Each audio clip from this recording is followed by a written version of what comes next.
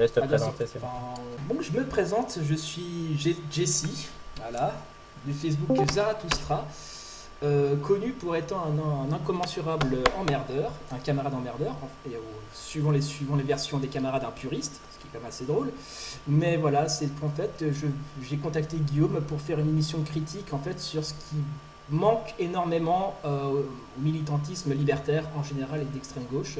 C'est-à-dire que là où règne la critique de l'économie politique, etc., c'est plutôt extrêmement intéressant, mais il manque, même dans la critique de la valeur, ou même en général, euh, dans ce sens-là, même Armel ne connaît pas du tout le sujet, euh, et bah, ça serait une critique, entre guillemets, de l'idéologie de notre temps, qui peut être le fascisme, mais qui est le développement personnel et le New Age, en fait.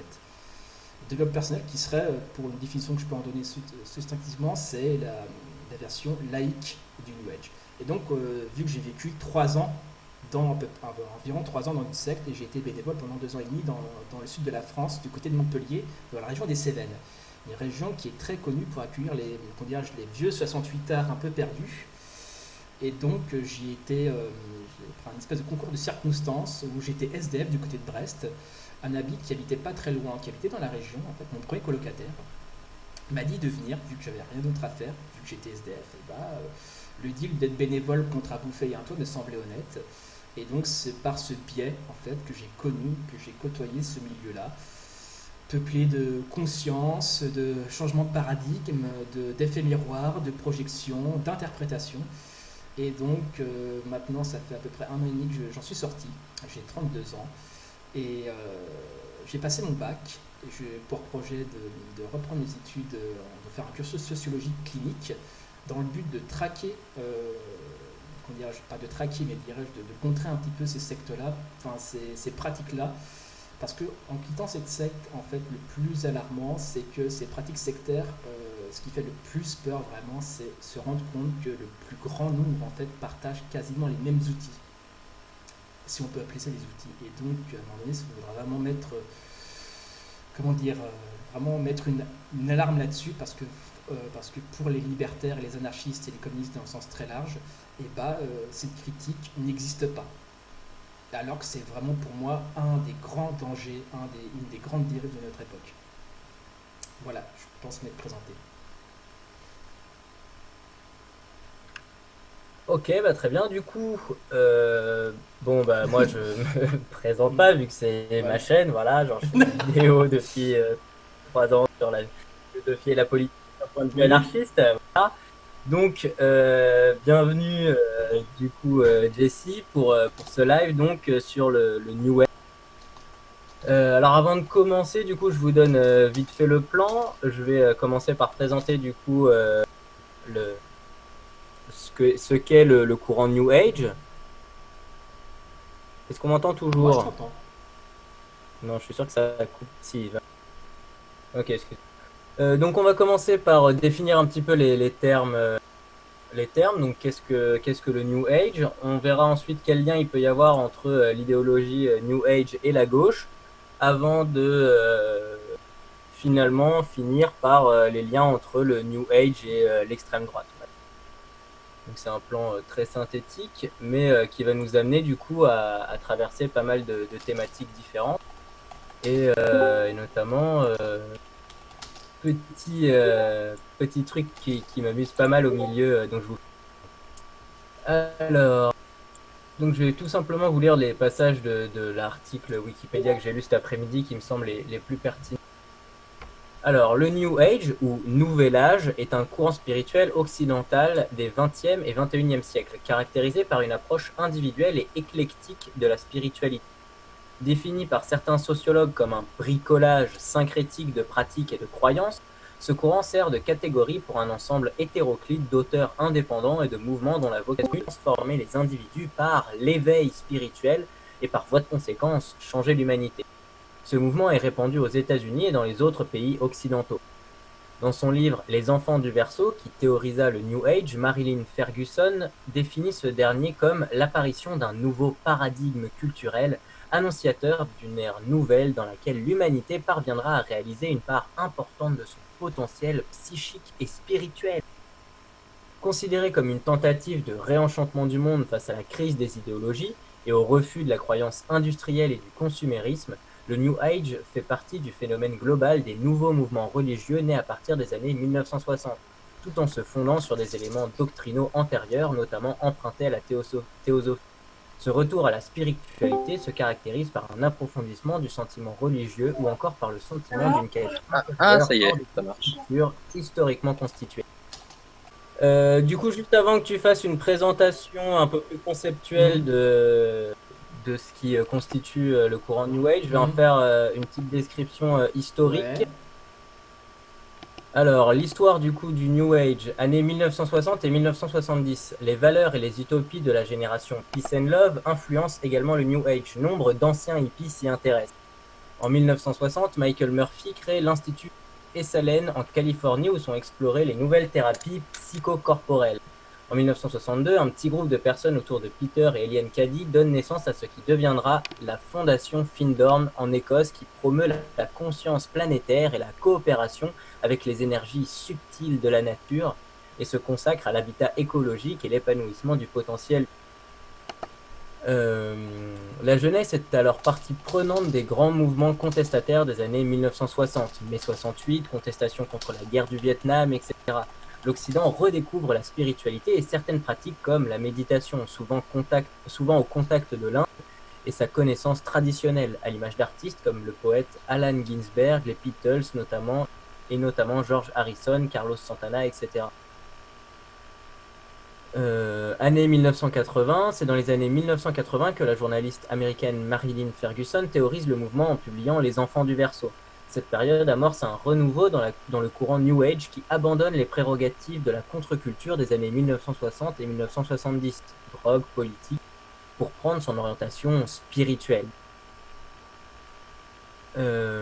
Ken Keyes, à partir de l'interprétation du rapport de recherche d'anthropologues sur une île près du Japon, initia l'idée que si l'on pouvait assembler un échantillon d'une population autour d'un concept nouveau, supérieur et meilleur, ce concept se répandrait dans le reste de la population. Cette idée a été publiée dans son livre Le Centième Singe. Dans 1 million d'exemplaires se sont vendus entre 1982 et 1984. Ce succès conduisit à divers rassemblements dont le plus fameux fut la Convergence harmonique de 1987, durant laquelle les adeptes du New Age se rassemblèrent sur des sites sacrés autour du monde. 1990, la fin des années 1980 marqua le déclin de la première forme du New Age et des milliers de personnes qui avaient vécu certains espoirs déçus finirent par se tourner vers ce que certains sociologues, comme John Gordon Melton, ont analysé comme la seconde page du mouvement New Age dans les années 1990.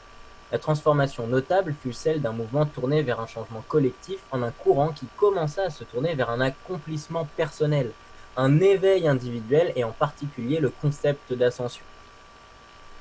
Moi, je vous passe le reste. Grosso modo, voilà, je pense qu'avec ce petit historique, déjà, on comprend un petit peu la déchéance conceptuelle de ce mouvement sur plusieurs décennies, donc en 30 ans. Du coup, juste avant que tu donnes un peu plus de précision, effectivement, les courants New Age, du coup, c'est quelque chose de très hétéroclite. Ça picore un peu dans tous les sens, ça manque beaucoup de cohérence théorique, etc. C'est vraiment un bricolage. Et du coup, on en retrouve un peu des traces un peu partout, autant à gauche qu'à droite, finalement. C'est pour ça que je voulais adopter ce plan. Et je trouve ça intéressant parce que ça recoupe beaucoup d'autres éléments qui sont aussi critiqués bien souvent d'un point de vue politique. Donc je te laisse parler du coup de channeling, de holisme et de verso. Ah, vas-y, pour la. Ah, effectivement, lu comme ça fait très. Comment dirais-je? C'est évident que c'est du grand n'importe quoi, mais quand on est confronté avec des gens qui ont l'âge concrètement d'être votre père ou votre mère, c'est beaucoup plus. Et c'est des gens avec qui vous vivez, c'est un peu plus problématique déjà. Disons que c'est un peu moins évident. Mais disons que en fait, le New Age ne se soucie pas en fait, de la cohérence. En fait. C'est pour ça qu'il peut se permettre d'être vraiment multiforme, s'adapter selon les conditions et le contexte du moment et selon les besoins du moment. C'est vraiment du léninisme mais poussé à un très très haut niveau, quoi. Donc le nuage, faut vraiment garder à l'esprit que ce n'est pas une doctrine, c'est pas une philosophie en fait, dans le sens où c'est un système de pensée, c'est un système qui tendrait à expliquer le monde. C'est juste le New Age est à la religion ce que la théorie du complot était à la sociologie en fait, tout simplement. Dans la première vue, ça semble identique, mais dès qu'on gratte un petit peu, effectivement, on se rend compte que c'est du grand n'importe quoi, où un nationalisme exacerbé de type Pétain peut cohabiter avec un mondialisme. C'est pas incohérent en fait. Et donc, tout ça pour dire que, mais malgré tout, c'est, comment dirais-je, c'est déviant, enfin, toutes cette nouvelle, enfin, comment dirais-je, son aspect caméléon, il y a quand même quelques concepts qui reviennent extrêmement souvent. Ils sont au nombre de 3. Effectivement, bah, tu t'es moqué, c'est l'ère du Verseau. Effectivement, en ce moment, enfin, tout dépend après de quel astrologue, parce que l'ère du Verseau est un concept astrologique. Et donc, nous serions en plein air du Verseau. C'est-à-dire que c'est un air de renouveau, de paix, etc. etc. Et donc, en fait, dans ce schéma-là, en fait, l'astrologie prend une place prépondérante. C'est-à-dire que bah, entre 1400, 1400... Ah bah, je suis bien content. Ah, voilà, au moins, voilà. Spoiler, ce soir, il y aura du spoiler.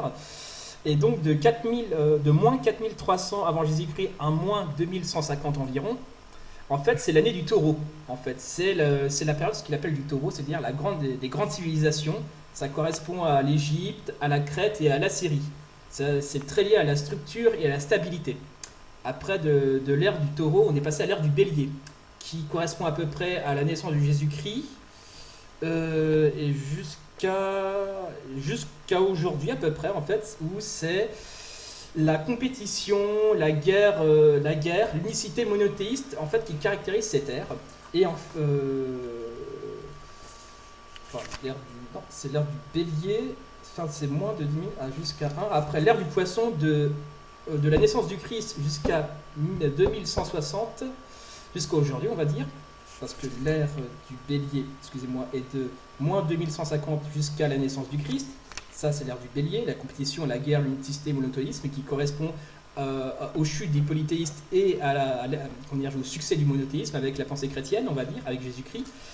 Et justement, de la naissance du Christ jusqu'à aujourd'hui, à peu près, c'est l'ère du poisson, c'est-à-dire l'ère de la religion et des dogmes obligatoires, c'est-à-dire la religion, le communisme, le socialisme, le capitalisme, etc. En fait, tout ce qui est lié à des dogmes, en fait, ça serait notre ère.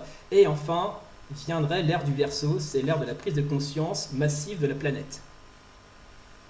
Voilà, donc ça serait tous. Le New Age. Oui, le nuage.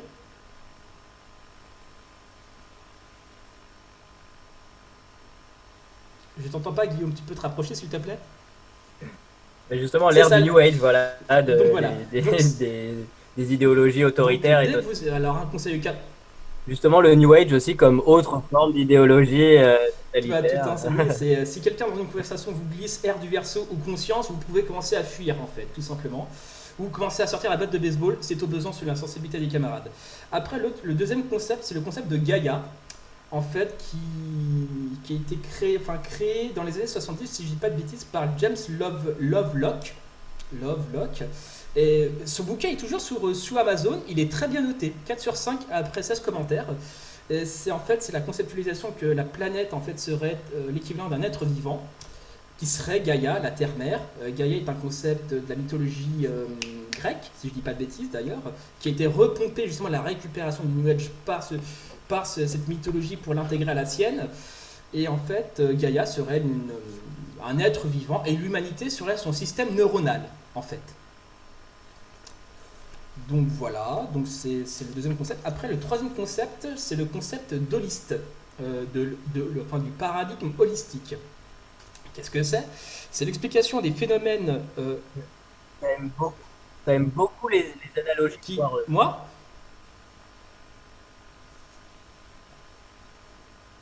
les analogies, non, mais c'est pas les analogies foireuses, c'est la vraie explication. Non, non, le New Ah, Age, effectivement, ça aime beaucoup les analogies foireuses entre, voilà, le. effectivement. Bah attends, Oui, oui, non, mais bien sûr. C'est une analogie de dire que les humains sont le centre nerveux de la Ouais, Terre, quoi. Tu vois ce que je veux c'est une dire? vision typiquement utilitariste. Nous sommes pas, enfin voilà, c'est la négation de l'être humain en tant qu'être humain, mais l'être humain est utile à quelque chose. Encore une fois, c'est une vision utilitariste. Enfin, c'est très problématique de, comment dirais-je, le New Age considère les gens comme des objets, en fait, comme des outils. C'est très, voilà, c'est très ambivalent comme vision, on va dire. Tu ne peux pas être juste toi dans une forme de passivité ou d'inutilité. Il faut que tu sois utile, sinon tu ne rends pas service à Gaïa. C'est un peu ça aussi le travers. Et donc le troisième concept central de chez tous les New Age, c'est le paradigme holistique. C'est l'explication des phénomènes d'ensemble indivisibles, simples, n'étant pas une simple somme des parties. Voilà. En fait, enfin, le concept holistique, c'est-à-dire que vu que nous vivrons dans un monde d'illusions où on vit en fait j'ai la, non, c'est bien, on entend tout. Donc, ouais, en fait, on vivrait dans une espèce, on vivrait l'illusion de la séparation, mais en fait, dans un plan métaphysique, comme dirait Platon dans le monde des idées, nous sommes tous un, en fait. À un moment donné, ça, comment dirais-je, et c'est la négation du pluriel au profit d'une unicité abstraite et métaphysique. C'est-à-dire que moi, le PC, la planète, mon voisin, toi, Guillaume, nous, en fait, toi et moi, en fait, nous vivons l'illusion de la séparation, mais nous sommes la même entité dans le monde des idées. C'est pour ça qu'en fait, que cette logique peut très bien s'entendre avec réunir des gens d'extrême gauche, d'extrême droite, parce que selon leur, c'est très schwardien quelque part cette pratique. En fait, c'est que en fait, ils disent la même chose mais de manière différente, mais ils veulent la même chose, c'est-à-dire le bien commun. C'est très schwardien quelque part comme système de pensée. Et donc voilà, et donc cette vision holistique en fait nie aussi la philosophie de Descartes. Mais oui, tout le monde est gentil, tout le monde veut juste. Le, Enfin, voilà, si on pouvait juste discuter, ce serait bien. C'est tout à fait ça. Et en fait, cette vision holistique, qui, un peu comme le Parti communiste qui disait qu'on est tous des prolétaires, donc que tu sois black ou une femme n'a aucune forme d'importance, ce qui est important c'est que tu es un prolétaire, et bah cette vision holistique en fait nie la philosophie de Descartes. Enfin, les New Agers détestent Descartes, ils le détestent. Cette vision holistique en fait nie toute forme de vision analytique, vu que tout est un, pourquoi s'embêter à décrire ce qui est une illusion en fait. Pourquoi s'expliquer à définir un mur vu que tout est un voilà, c'est un peu bullshit, c'est un peu l'excuse un peu bullshit. Et donc tout ne serait sujet à interprétation, tout est sujet au subjectivisme abstrait extrême, on va dire. Et donc tout est unique, tout est un, tout est Dieu, même tu es Dieu, nous sommes tous Dieu. À un moment donné, c'est du grand n'importe quoi. C'est pour ça que le New Age ne peut pas s'élever au rang entre guillemets de philosophie parce que c'est vraiment une bouillasse informe en fait. C'est vraiment une vision, enfin une grille de lecture, une pseudo-grille de lecture pour gens qui n'ont jamais ouvert un livre de leur vie, quoi, concrètement. Vu que c'est très facile d'accès, c'est très axé sur le pathos, c'est très axé sur l'émotionnel, et ça n'a aucune rigueur de pensée en fait. Et effectivement, le diable et Dieu ne sont que la même personne, Mangat d'ailleurs. C'est vu qu'ils vivent l'illusion de la séparation. Dieu et le diable, et inversement, rien n'a de sens. Il y a une autre passe d'armes, en fait qu'ils adoraient même. Mais oui, de toute manière, tout n'est que l'autre face d'une pièce, donc Tout à fait, voilà. même je me souviens des longues discussions que j'ai eues pour leur faire comprendre qu'à un moment donné ils étaient vraiment un peu emmerdants. C'est qu'à un moment donné, pour faire comprendre qu'ils étaient dans une pratique sectaire, bah, des fois je me lançais dans des discussions de 8 heures et je perdais la moitié du temps à définir que le mur physique existait. Parce que dans la vision un petit peu quantique, c'est-à-dire que la matière est essentiellement composée de vide, et vu que le vide est vide, et bah, la matière c'est du vide, quoi. Donc plus rien n'a de sens, quoi, en fait. C'est-à-dire que tout était sujet à interprétation, en fait, pour eux. Donc de ce point de vue-là, c'est pour ça qu'il n'y a aucun mal à ce que des logiques qui semblent contradictoires puissent cohabiter, en fait. C'est très... Bah, on connaît vraiment les concepts New Age enfin les concepts New Age, on va dire tous les... bah, ça peut se tenir, en fait. Moi-même, je me souviens d'une période où je pouvais faire cohabiter dans ma grille de lecture Soral, Rabi et Usul. Et ça ne me posait aucun problème.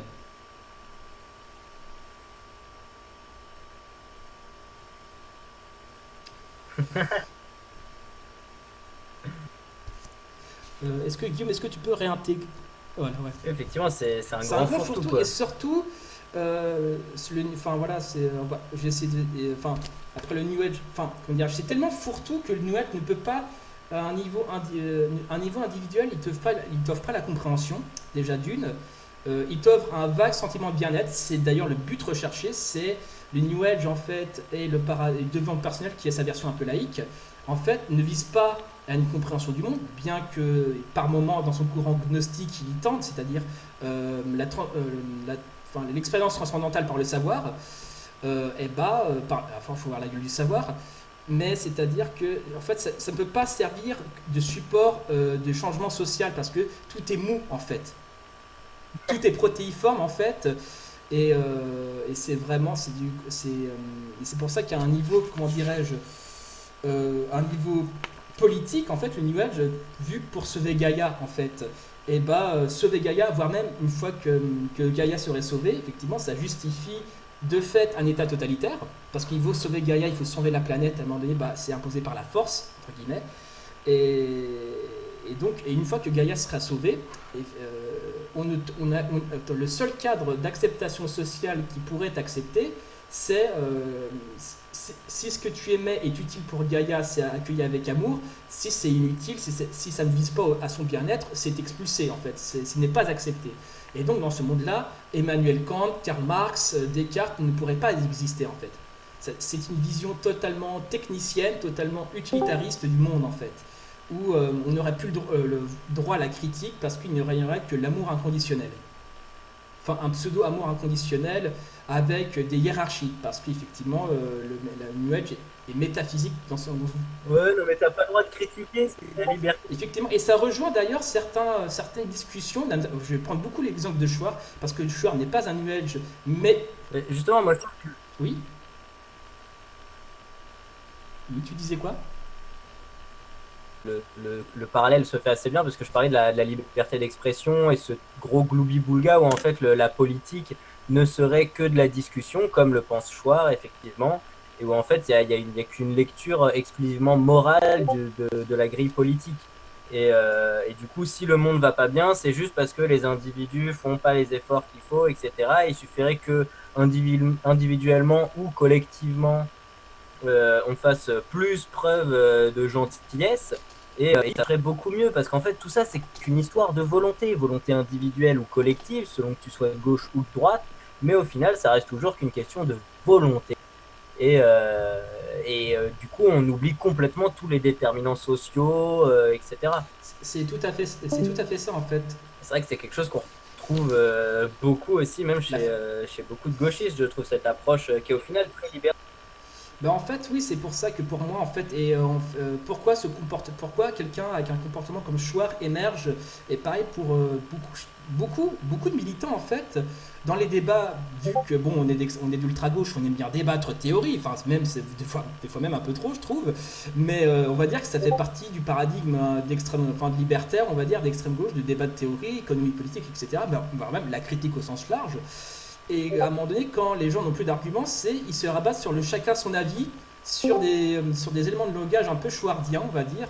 Et en fait, ces éléments, enfin, pourquoi ils sortent cet argument et pas un autre? C'est parce qu'entre guillemets, le New Age, vraiment le développement personnel, dans nos sociétés, prennent une place de plus en plus, dans une plus en plus présente et imposante en fait. Le New Age est une idéologie, et dans ma bouche, ce n'est pas un gros mot l'idéologie. Juste, il y a des idéologies qui en valent la peine et d'autres qui en valent beaucoup moins la peine. Et donc pour rejoindre sur ce côté du politique, effectivement, c'est en fait, ils ont comme pour concept que l'instinct domine la pensée. D'ailleurs c'est très paradoxal arrivé à un certain niveau où en fait, où là c'est l'instinct oui, mais il faut toute une batterie de techniques, de séances méditatives, de stages de développement personnel, de temps de sudation, de quête de vision d'ayahuasca ou d'iboga.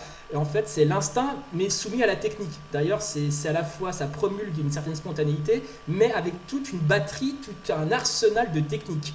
C'est très problématique, enfin c'est extrêmement paradoxal, mais dans le concept même, c'est l'instinct domine la pensée. C'est c'est le nombril élevé au rang de science politique, en fait, tout simplement.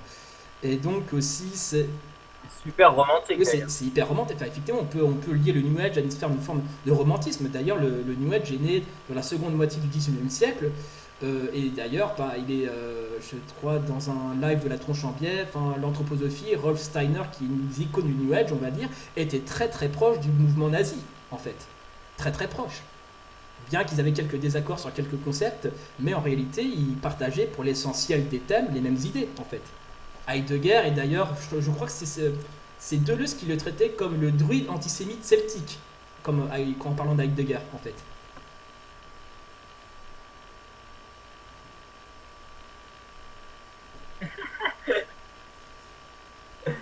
Ok, bah du coup, à la limite, vu qu'on parle d'Heidegger, je vais parler vite fait du petit paragraphe que je t'ai lu tout D'accord. à l'heure, là, qui est intéressant, du coup. Une critique, du coup, là, on commence à développer un peu une critique plutôt d'extrême gauche de ce qu'est le New Age et ses Mhm. problèmes. Mais alors, du coup, sur la page Wikipédia Mhm. du New Age, on peut donc trouver aussi des éléments de la critique d'extrême droite du New Mhm. Age. Donc là, c'est des fachos qui critiquent le New Age. Donc vous allez voir, c'est assez marrant malgré tout ce qu'on vient de dire. Donc absolument pas cohérent, mais bon. Alors, donc selon certaines personnes, il y aurait un lien entre le New Age et une démarche positiviste. Donc c'est absolument Bon, faux, mais bon. Le New Age promeut le retour de la spiritualité contre les dérives technicistes du monde. À ce titre, certains, comme Abraham Maslow, cherchent à donner une caution scientifique à la méditation à travers encéphalogrammes et ondes alpha.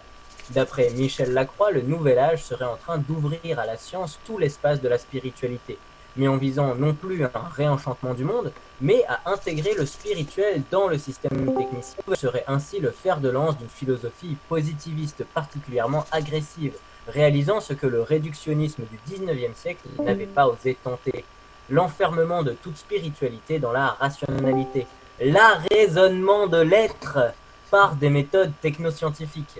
Donc là, on voit très bien l'ancrage du coup heideggerien de cette critique avec le terme d'arraisonnement. Et dès la première phrase, effectivement, on fait le lien avec ce que tu disais et le romantisme et la place de l'instinct dans, dans ce corpus. mhm. Et alors, autre chose assez intéressante, du coup, étant donné qu'il y a des dimensions holistes aussi dans le New Mhm. Age, et ben, il y a des fachos, des nationalistes à qui ça plaît pas, Mhm. quoi. Donc, lien supposé avec une conspiration mondiale. Certains partisans de la théorie du complot dite mondialiste, de type Mhm. Illuminati, pensent que le système de croyance du Nouvel Âge, en particulier sa vision holiste du Ouais. monde qui tend à nier l'importance de l'individu, et la composition spirituelle du nouvel ordre mondial totalitaire. Cette analyse se retrouve en particulier dans certains milieux activistes chrétiens aux États-Unis. Dans l'un des premiers livres écrits sur ce thème, Constance Cumbey pointe du doigt l'influence de la Lucistrue, qui tire son nom de Lucifer, une organisation non gouvernementale internationale accréditée par les Nations Unies. Ainsi, le courant fondamentaliste chrétien aux États-Unis accuse les ONG qui œuvrent dans le milieu New Age de travailler en parallèle avec la mondialisation pour construire un État totalitaire global. Parce que, oui, effectivement, vu qu'il y a des aspects quand même holistes, etc., égalitaires et bah, du coup Mhm. universalistes, ah bah c'est un petit peu des juifs, quoi, comme dirait Heidegger. Hein, ils ont un certain attrait pour l'universalisme. Donc, bah voilà, c'est pas des authentiques patriotes, quoi. Hein. C'est des gens, ils vont récupérer des éléments à gauche, à droite, en Inde, en Afrique et tout. C'est pas des bons patriotes, quoi. Hein. Le New Age, c'est vraiment un truc d'arabe presque, hein, du coup, pour Heidegger. J'irais pas jusqu'à dire que c'est un truc d'arabe, mais effectivement, De juif plutôt pour Heidegger. l'humanisme des New Age est tout fait. Et à l'image de leur pensée, il est très relatif. Il est très relatif. C'est en fait, c'est vraiment le truc. C'est très lié avec le fascisme, tu vois. C'est là où l'aspect gauchiste du fasciste peut te servir au prétexte à une certaine arnaque. L'humanisme du New Age, en fait, c'est la primauté des instincts, mais dans un second temps, les instincts soumis aux outils techniques, aux nombreux outils techniques de quête, de vision. Enfin, il n'y a qu'à aller voir sur Internet, mais voire même de n'importe quelle Fnac, en réalité. Le nombre de livres qui prétend délivrer des techniques, etc., pour aller mieux, pour vraiment se reconnecter à soi, etc. J'ai côtoyé des gens quand je travaillais dans cette secte, enfin dans une secte, qui ça faisait 30 ans, qui enchaînait des stages de développement de personnel, qui entamait des stages pendant 30 ans en fait, des stages qui pouvaient se chiffrer à 10 000 € en fait. Et qui, ça faisait 30 ans qu'ils en faisaient, si 30 ans de développement personnel, ça donnait la tête qu'ils avaient, bordel, j'en veux pas. C'était des gens qui étaient. Enfin, même, il y a quelques années, j'ai fréquenté un peu l'HP en Bretagne, j'ai vu des gens en HP qui avaient l'air plus heureux, hein, concrètement. Donc, à un moment donné, c'est vraiment ce truc, cette espèce de puissant fin qui est très lié au capitalisme, parce que le nuage aussi est une forme de consommation du spirituel. C'est, à la limite, une quête spirituelle vraiment sincère, à la limite, j'ai rien contre. Mais là, ça devient clairement un business et une arnaque, en fait. Parce qu'il y a il y a tout un business sur ça, que ce soit par rapport à Pierre Rabhi. D'ailleurs, pendant un temps, le collectif où je vivais, j'ai accueilli des bénévoles du site des Colibris. Et 9 fois sur 10, ils me faisaient peur, en fait. C'est-à-dire que ils te parlaient de complot, enfin, parce que tout cet aspect New Age, effectivement, par l'aspect holistique, la vision holistique, en fait, encourage la théorie du complot, en fait, vu que c'est les mêmes mécanismes de pensée, en fait. Il y aurait quelque chose derrière, puis tout est un, effectivement, c'est une vision du complot illuminatique, effectivement, qui peut être reliée à l'extrême droite, ou dans sa version peut-être un peu plus sympa, à l'oligarchie, donc dans sa version un peu plus gauchiste. Mais effectivement, les bénévoles, quand fut un temps où je les gérais, c'était inquiétant en fait. Ils tenaient un discours, mais j'avais les cheveux à un moment donné, j'avais les cheveux qui se dressaient sur la tête, quoi. Je pensais pas que c'était possible. Et on parle pas juste de paumés au RSA qui tournaient à la 8-6 ou des punks à chiens qui se lavent pas le derrière. On avait bizarrement, beaucoup de bénévoles que je gérais étaient vulgairement des Marie-Cécile de Versailles des petites bobos qui étaient des petites classes moyennes ou petites bourgeoisies on va dire, qui en fait étaient en manque de sens et qui s'encanaillaient dans ce qu'elle pensait être un truc anarchiste en fait. C'est vraiment du grand n'importe quoi. Enfin c'est le cercle Pinder en fait, ce milieu là en fait, le milieu New Age. Et c'est vraiment, je pense que la plupart, enfin une bonne moitié aurait beaucoup plus leur place dans une consultation pour un psy. Et, et donc, et vraiment, c'est ce truc en fait de. Est-ce que le complot, est-ce que c'est. Mais pas un psychanalyste, hein, Oui, par contre, pas un attention. on est bien d'accord. Mais voilà, c'est tout ça pour dire que en fait, le capitalisme, en fait, de par son rapport abstrait, de par la quantification du travail, qui est voilà, le côté abstrait, mais en fait. Parce que sinon, ils vont s'entendre et tout, ça va être encore Non, pire. non, surtout pas. Non, en fait, non, les nuages, c'est pas Freud qu'ils aiment bien, c'est plutôt Jung qu'ils adorent. Et d'ailleurs, petite private joke, Wilhelm Reich qui a écrit. Ah bah oui, le côté Oui, holiste et tout, oui, peut-être qu'on verra du coup un jour et pour la petite private joke, en fait, c'est Wilhelm. je disais peut-être qu'un jour on verra des fachos du coup avec du New Age et du Freud vu qu'il y a une approche Bah, plus intelligente. rigole pas, mais les deux élèves de Freud que sont Carl Jung et Wilhelm Reich, là où c'est limite un peu ironique parce que Wilhelm Reich a écrit un bouquin qui est toujours un classique de la psychologie sociale qui s'appelle La psychologie du mal du fascisme. Bah, Wilhelm Reich, après avoir écrit ce bouquin, en Allemagne en 33, il s'est barré, il a viré New Age en fait, alors que Wilhelm Reich a écrit un écrit en psychologie sociale qui fait autorité, voire même qui est conseillé dans l'émission Sortir du capitalisme, qui est en référence, mais Wilhelm Reich, à la suite de sa vie, oui c'est vrai, à la suite de sa vie en fait, a viré totalement New Age en fait. Et quand tu vois que Jung et Wilhelm Reich sont des élèves de Freud, effectivement il y a peut-être des choses il y a peut-être des choses à se dire, il y a peut-être des choses à interroger.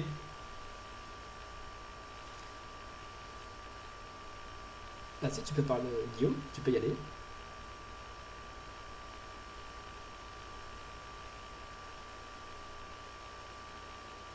Ouais. Du coup, notamment, je me suis fait une réflexion là, tu vois, sur le rapport entre l'instinct et la technique. C'est marrant parce que à la fois, ils parlent que tout est un, etc. Mais mine de rien, ils reproduisent encore cette séparation philosophique qu'on retrouve dans énormément de corpus philosophiques entre la raison et les émotions. Mhm. Et au final, on se rend compte que selon ton approche, du coup, soit plus c'est important les instincts ou c'est important la méditation, etc. Donc plus la raison ou plus les émotions, en fait, on va avoir une sensibilité du coup plutôt de gauche, on va dire, pour la raison, et plutôt de droite pour le romantisme, quoi. Oui, Mais c'est marrant que du coup, ils maintiennent cette séparation. C'est pas du tout la réunification, malgré tout ce qu'ils disent, etc., et que tout est un. Tout est un, mais tout est un séparé, quoi. effectivement, tout est inséparé, mais faut garder, faut aussi, comment dirais-je, enfin, comme je l'ai dit tout à l'heure, le New Age ne s'embarrasse pas d'incohérence. Je crois même, il y a un livre de Paulo Coelho qui s'appelle Le Manuel du guerrier de la lumière. Je crois un passage qui quelque part veut tout dire, c'est que le guerrier de la lumière agit, il ne s'embarrasse pas de justification. Je pense que limite, enfin, alors que Paulo Coelho c'est l'alchimiste, Paulo Coelho c'est quand même un des cadors du New Age, on va dire, de par son roman. Et donc de ce point de vue-là, en fait, faut pas s'attendre, faut pas aborder ce courant-là d'un point de vue rationnel, parce que finalement là, c'est un truc Ouais, qui, ouais. effectivement, qui craque en fait. Et vu qu'il est multiple, tu peux passer ton temps à essayer de le cerner. Dans une semaine, il y aura d'autres vedettes, d'autres approches, etc. Quoi. Donc à un moment donné, essayer de le cerner. Il faut juste connaître les concepts de base, se dire que ce mouvement n'a pas peur entre guillemets de l'incohérence ni de la bêtise, bien au contraire. Parce que ça peut être comme le même truc que choix, le même truc, la même justification que choix en fait par rapport à quand Aude lui a l'a repris sur Weinstein sur le complot nazi de l'Union européenne, quand elle lui a mis sous le nez qu'effectivement qu'il se plantait, c'est-à-dire qu'il a avoué s'être planté, mais son aveu impliquait effectivement je me suis planté, mais cette erreur-là ne veut pas dire que je me trompe sur tout, en fait. C'est ok, je te mens, mais le fait que je te mens signifie que j'ai raison derrière, je peux pas avoir tort sur tout. C'est-à-dire que même leurs mensonges viennent dans leur espèce de truc de justification, en fait. Leurs mensonges prouvent qu'ils ont raison, ou leurs erreurs prouvent qu'ils ont raison. C'est n'importe quoi. C'est ce genre de technique argumentative, franchement, qui se répand pas juste sur Schwarm, mais qui se répand vraiment de plus en plus. Le fameux chacun son avis, c'est immonde en fait. Ça coupe court à toute forme de discussion, quoi. Et même dans les milieux libertaires, j'y ai été confronté c'est-à-dire que bon, le débat peut être un petit peu virulent, et à la fin, la personne botte en touche et en disant qu'elle elle arrive, au lieu de se dire effectivement, je ne connais pas ce sujet-là, effectivement, ça peut que tu aies raison et je me plante, c'est le fameux chacun son avis en fait. Et c'est une forme c'est une forme de relativisme qui est même parmi les cercles de militants libertaires et d'extrême gauche. Et par rapport, ce que je voulais rajouter par rapport au New Age, j'avais fait une fiche par rapport à ça. Oui, donc voilà, de par sa vision holistique, voilà, je répète, le New Age, c'est un boulevard vers le complot. Tout simplement, de par son fonctionnement même, de par sa vision holistique, en fait, c'est vraiment le tapis rouge pour le complot, en fait. Et ça peut être le complot des chemtrails, ça peut être le complot des Illuminati, ça peut être le complot des reptiliens, ça peut être tout, mais il y a un complot derrière, en fait. Voilà, c'est vraiment très problématique.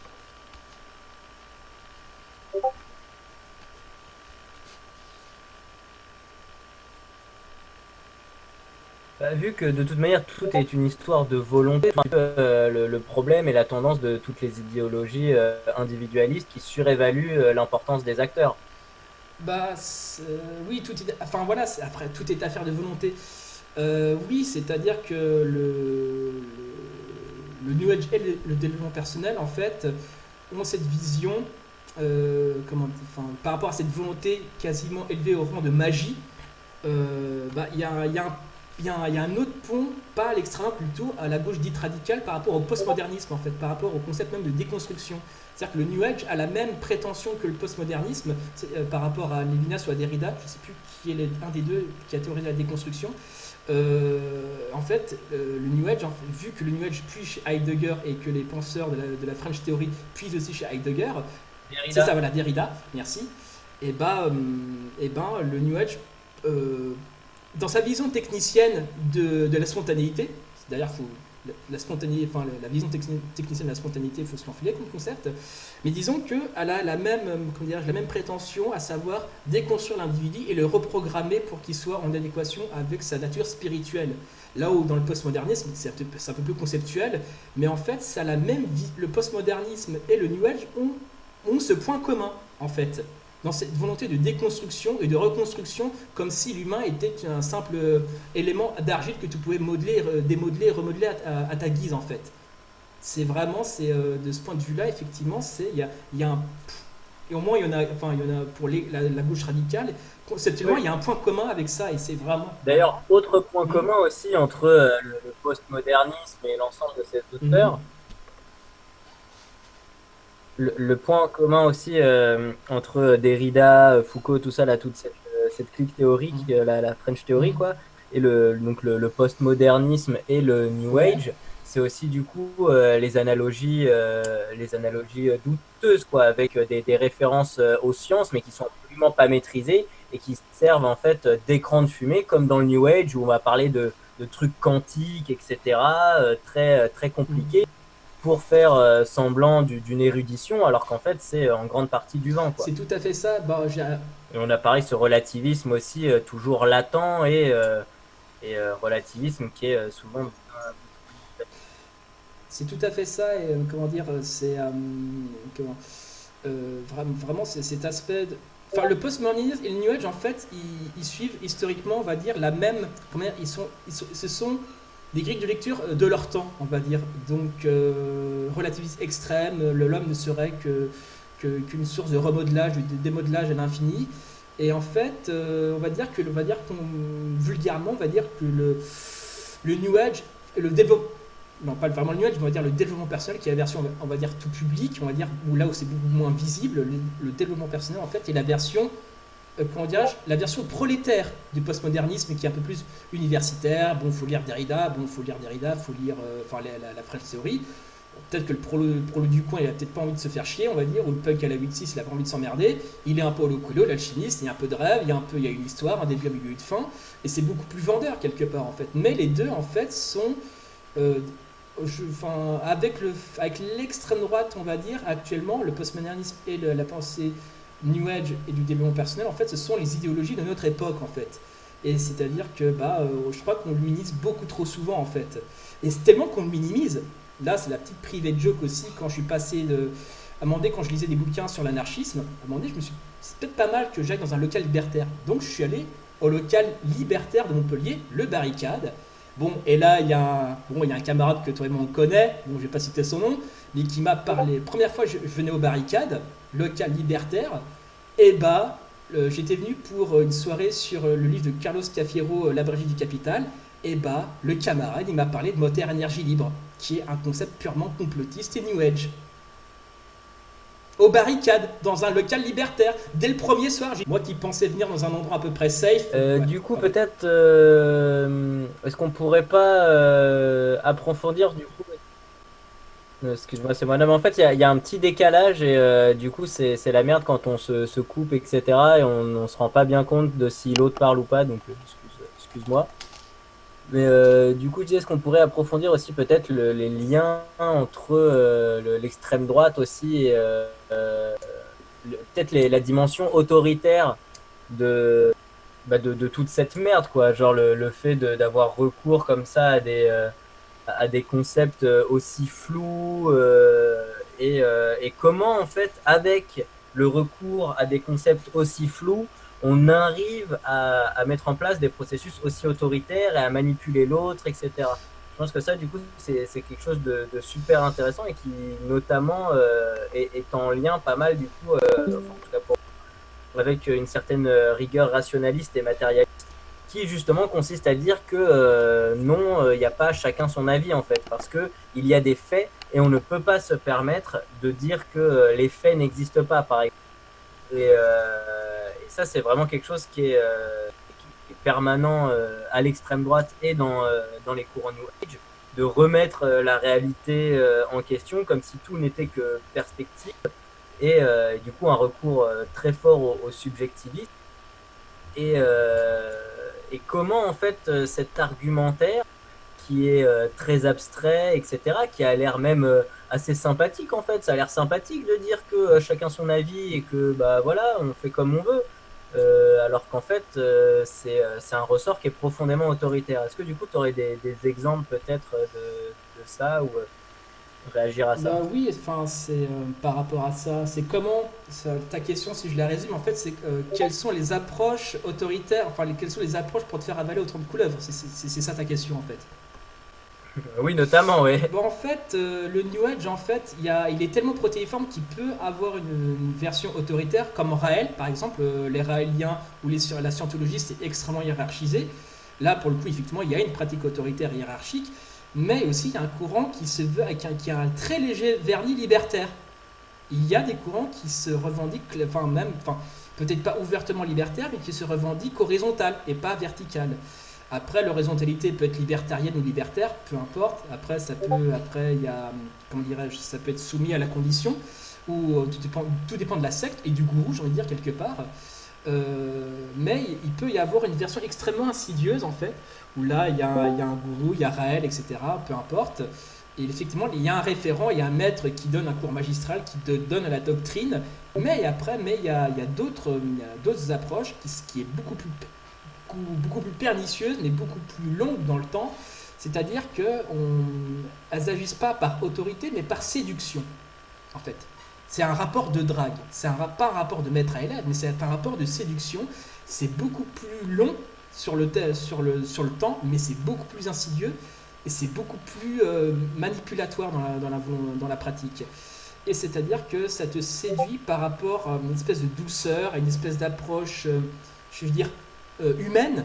Parce que vu que le capitalisme produit la désespérance psychologique par rapport au côté obstrait du travail, et bah, mécaniquement, et bah, effectivement, il y a un demande de sens, un demande comment dirais-je, de chaleur humaine qui est compréhensible, mille fois compréhensible, on va dire. Mais pour eux, en fait, c'est vraiment ce besoin d'affection, ce besoin de lien humain.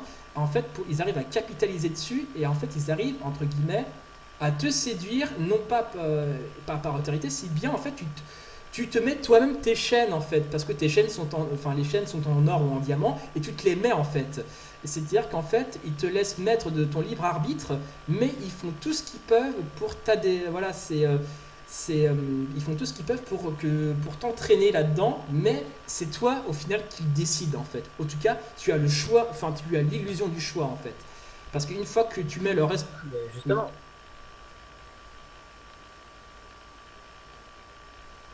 non, mais justement, ça, c'est très autoritaire. Genre, notamment le recours au libre arbitre, etc., c'est quelque chose qui est très bien décrit, notamment par Jean-Léon Beauvois, qui a écrit aussi Petit traité de manipulation à l'usage des honnêtes gens, et qui a écrit aussi tout un bouquin, du coup, sur le recours à la liberté. En fait, quand tu dis à quelqu'un Ah, mais je te laisse le choix, et ben en fait, on se rend compte que ça influence d'autant plus, c'est une technique de manipulation de base, en fait, pour influencer les gens. Et que. Et qu'en fait, l'autorité, effectivement, il faut la reconnaître pour qu'il y ait autorité. Le moment où tu ne reconnais pas le pouvoir qui est en face, il n'y a pas forcément d'autorité, il y a confrontation. Et, mais il n'y a pas forcément autorité. Alors que là, effectivement, pour moi, on est pile là-dedans. Il y a le recours à la manipulation, à la tromperie tactique, etc. Et, et le fait que voilà, on te fait croire que c'est chacun son avis, mais en fait, faut surtout suivre l'avis du gourou, parce qu'en fait, c'est chacun son avis, mais c'est l'avis du guide qui compte, quoi. Donc, ça me fait vraiment penser à cette théorisation de l'État aussi chez Heidegger, où, contrairement à la tradition philosophique où l'État serait le summum de la rationalité, et ben, chez Heidegger, c'est le contraire. L'État, c'est le summum de l'incarnation du peuple dans la personne du Führer. Donc, et là, on a un peu la même chose, en fait, où c'est chacun son instinct, etc. Et ça serait le gourou qui serait, du coup, bah, détenteur de la vérité qu'il faudrait suivre, etc. Parce que peut-être même qu'il y a des anges, à mon avis, qui ont bien pu lui glisser quelques mots, étant donné que de toute manière, c'est des propos qui sont proprement invérifiables et qui ne reposent en fait que sur son autorité. il faut savoir que les New Age, enfin voilà, enfin, le New Age, le développement personnel en fait a vachement évolué, donc ça veut dire qu'ils ont un rapport compliqué avec l'autorité. C'est-à-dire qu'effectivement, tel que nous le décrit, effectivement, c'est de l'autorité. Mais c'est-à-dire qu'ils ont une prise de pouvoir sur toi, mais qui veulent pas l'assumer, qui en tout cas, qui s'en cachent de manière consciente ou inconsciente. On va dire que c'est conscient. C'est la même logique que comment dirais-je, qu'un sage, on va dire, que Gandalf vis-à-vis de Frodon, on va dire, cette posture de sage. Enfin voilà, Que Macron, non, que Gandalf par rapport à Frodon.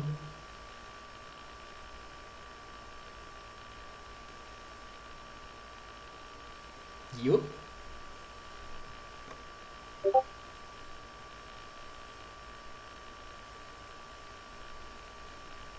Allô? Vas-y, Ouais, ouais. Donc, je te disais, donc, je oui, donc t'entends. je disais en fait que cette logique entre guillemets de maître et de gourou, en fait, leur relation au pouvoir est beaucoup plus compliquée parce qu'en fait, ils ont le pouvoir, mais ils font tout ce qu'ils peuvent pour, comment dire, l'évacuer en fait. Donc c'est et vraiment dans un rapport immédiat, quand on dit autoritaire, on voit tout de suite une posture de maître à élève. Et sauf que c'est pas du tout ça en fait, c'est une posture entre guillemets plus de coach et de coaché en fait.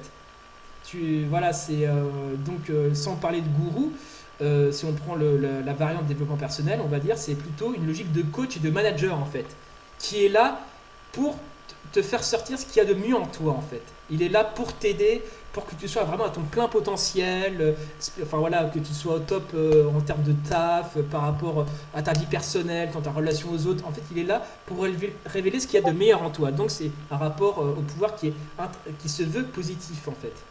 Voilà, c'est tout ce que je veux dire par rapport à l'autorité. Effectivement, donc c'est extrêmement ambivalent le rapport à l'autorité par rapport au New Age, au développement personnel. Effectivement, bah, Ah, mais justement, pour moi, ils sont plutôt dans le fait de dissimuler leur autorité. Et quand tu prends l'exemple du travail, justement, ça montre bien à quel point on est dans une dynamique autoritaire de coaching, etc. Et en fait, c'est pas plutôt. Enfin, je pense que tu sais, remarque là, pour le coup, on va peut-être plutôt recroiser des gauchistes, tu vois, ou des communistes autoritaires qui font une critique de l'autorité, mais parce qu'il faudrait une autorité bienveillante, quoi. Enfin, les SOSDEM aussi, d'ailleurs, sont là-dedans avec leur confiance en l'État, comme si, non, mais ce qui suffisait, c'était d'avoir un bon État, quoi. Si on avait des bonnes structures autoritaires, parce que voilà, il y a la bonne, il y a la mauvaise autorité, quoi. Mais si on avait une bonne autorité, ça serait vraiment pas mal. Et du coup, en fait, effectivement, d'ailleurs, j'imagine que ça doit être grave le cas aussi quand ils disent, ah oui, non, mais c'est vrai, hein, il faut faire le tri, hein, parce que des coachs, il y en a de toutes les couleurs, hein. Et puis, non, non, il y a des bons coachs et il y a des mauvais coachs, quoi. Mais quand tu trouves un bon coach, je peux te dire que là, vraiment, les choses, elles roulent, quoi. Il faut juste le bon chef pour que ça marche, quoi. Et effectivement, c'est un peu le sketch des inconnus, c'est le bon et le mauvais chasseur. Là, c'est le bon et le mauvais coach, on va dire. C'est un peu ça comme vision. Mais effectivement, il y a toujours ce rapport extrêmement violent, extrêmement paradoxal où ça promulgue la liberté, mais ça promulgue la liberté, mais sous couvert de coach. Ça veut la spontanéité, mais avec tout un tas d'outils. Ça veut l'amour, mais bon, il faut que ça soit utile pour Gaïa, sinon ferme ta gueule. À un moment donné, c'est un rapport extrêmement paradoxal en fait. Le développement personnel et le New Age, c'est vraiment très, très, très c'est très paradoxal et ça ne tient. L'élément central pour te manipuler, ce n'est pas la raison dans ce genre de choses, ce sont les sentiments. C'est ta fragilité sentimentale et psychologique qui va te faire adhérer, oui ou non, à ça en fait. Et je peux en témoigner, effectivement, quand j'étais SDF, bon, je vais pas mentir, je n'étais pas au top de ma forme mentale. Mais c'est pas pour autant. Enfin, à un moment donné, je sais pas pourquoi moi, effectivement, quand un libertaire m'a mis des éléments rationnels face du pif qui critiquait Pierre Rabhi, pourquoi moi j'ai compris et pourquoi les autres ne comprennent pas. Après, il y a une vraie question à se poser. J'ai pas de réponse. Mais c'est effectivement tout ça pour dire que, en fait, ils agrippent les gens par rapport aux sentiments. Et ça se voit en fait dans leurs outils. C'est pas des outils conceptuels, on va dire, c'est pas des outils de philosophique, c'est des outils comme par exemple la communication non violente. C'est du Schopenhauer, mais version émotionnelle en fait. Dans l'art d'avoir toujours raison, c'est du l'art d'avoir toujours raison, mais pas avec un raisonnement rationnel, mais avec des émotions en fait. C'est tout à fait ça. Il y a aussi la programmation neurolinguistique qui en fait joue sur tes besoins, joue sur plein de choses à la fois. Et en fait, c'est pour t'amener là où le mec veut, mais avec douceur en fait. Et dans ce sens-là, Macron peut très bien représenter ce courant de pensée extrêmement autoritaire mais séducteur, ferme mais mou. Enfin, à la fois, enfin voilà, Macron peut potentiellement plutôt incarner ce rapport ambivalent à la violence, on va dire, où il essaie d'être un peu cool, mais qui à la base, son rôle de chef d'État l'oblige, entre guillemets, de par sa fonction, à être violent. Effectivement, à un moment donné, ça pose ce truc-là aussi. On peut même faire. Même Macron est typiquement dans cette logique plutôt de développement personnel, du coaching, du manager, cette logique start-up, qui est la version entrepreneuriale du New Age en fait. Parce que vu que le New Age est extrêmement protéiforme, il y a une version pour les entreprises. Et Macron et on est le produit, quelque part. Un peu à l'extrême, mais c'en est le produit. Puis ni de gauche ni de droite, exactement. Ouais, effectivement, je trouve que c'est pour ça que je disais ça tout à l'heure. C'est avec tout ce qu'on vient de dire, effectivement, ça colle très bien à Macron, je trouve, et à sa façon même de mettre en place ces processus autoritaires, quoi. Donc, dans la confusion perpétuelle.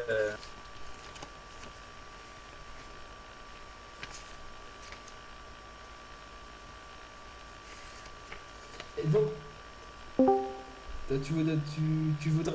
Oui, oui, tu voudrais Allô? enchaîner sur quelque chose de plus précis ou tu veux enfin, tu voudrais. Ouais.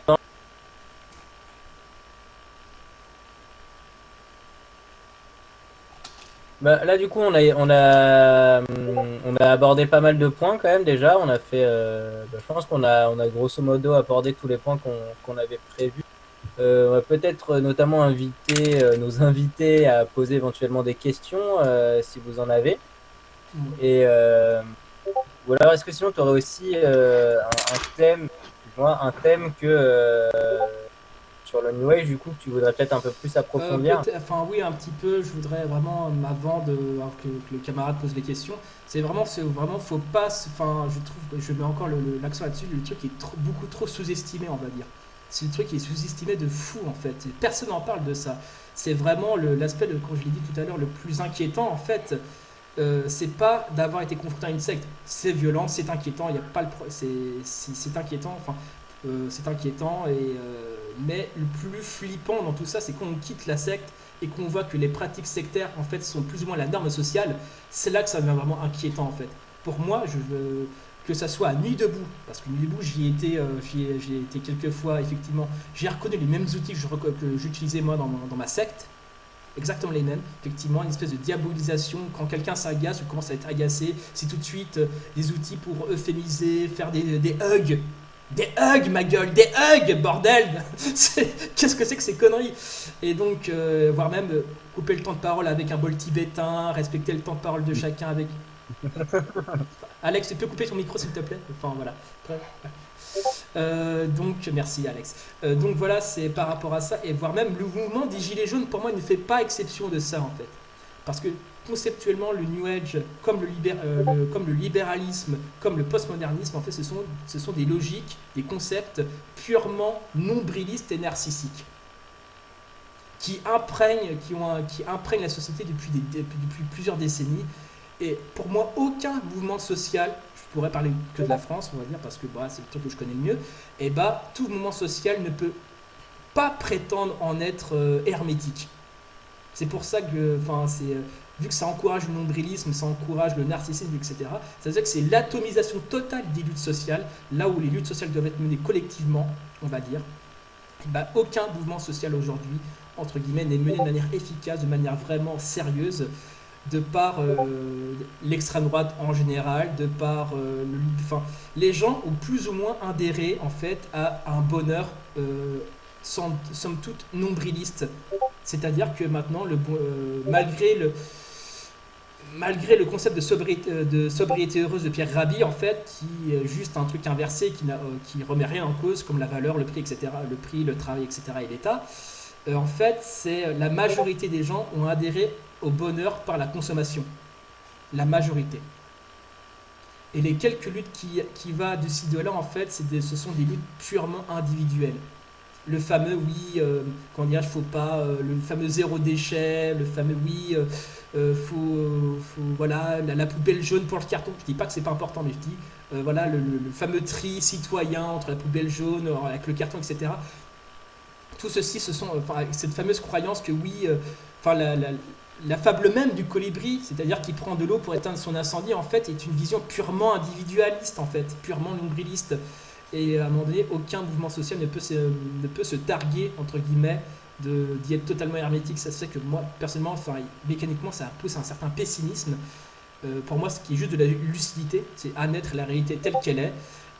Mais après, à partir de cette réalité, qu'est-ce qu'on peut faire concrètement? Et là, j'avouerais que, bon, là, Bon, j'ai pas 50 000 solutions, on va dire, mais c'est lire, essayer de comprendre le monde, et après, de la compréhension naît l'action. Mais de ce point de vue-là, j'ai vu enfin, des camarades tomber dans un espèce, comment dirais-je, ils baissent les bras en fait. Ils sont totalement, enfin, pour une majorité, ils ont totalement baissé les bras. Dans le sens, vu comme ils parlent des gilets jaunes, c'est-à-dire que pour eux, c'est vraiment le grand Ouais. soir incarné, etc., etc. Mais c'est triste à en mourir en fait. En soi que les gilets, enfin en soi que faire de l'entrisme pour essayer un peu, pas d'éduquer les masses parce que c'est très condescendant, mais pour essayer de un petit peu faire de l'entrisme, essayer de faire bouger les choses de manière libertaire, moi je suis plutôt pour.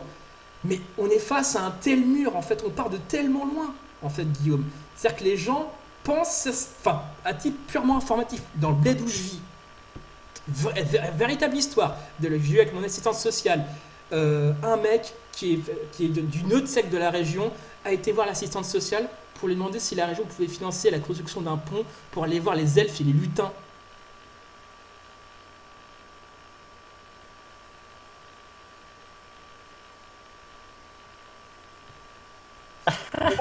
Mais Oh non, non, mais je suis très. les lutins Je où? suis très. Une échelle pour monter au ciel, Non, peut-être, bon, non? ça c'est South Park. Mais tout ça pour te dire qu'effectivement, que les gens. On part de tellement loin en mode que juste dire Descartes, les mecs, tu les perds en fait.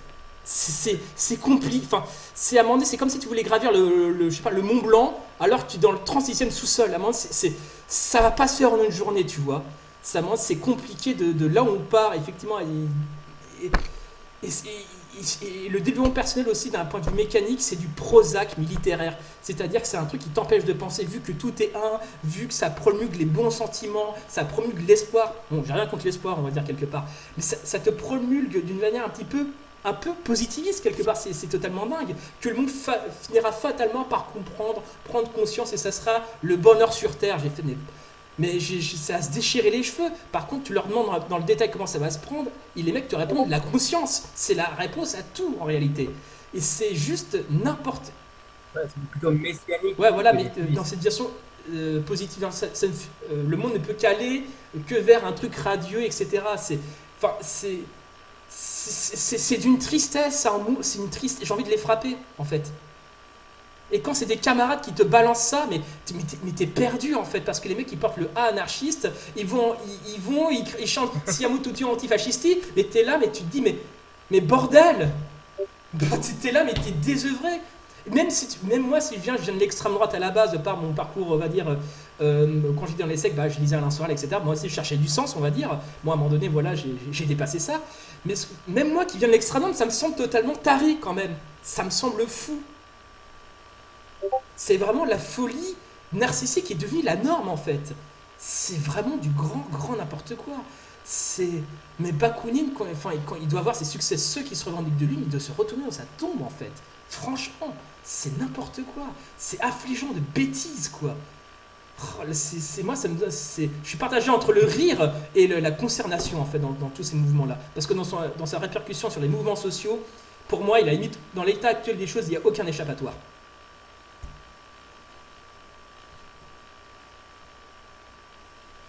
Du moment qu'ils n'ont pas enlevé cette boue qu'ils ont dans le cerveau, quoi.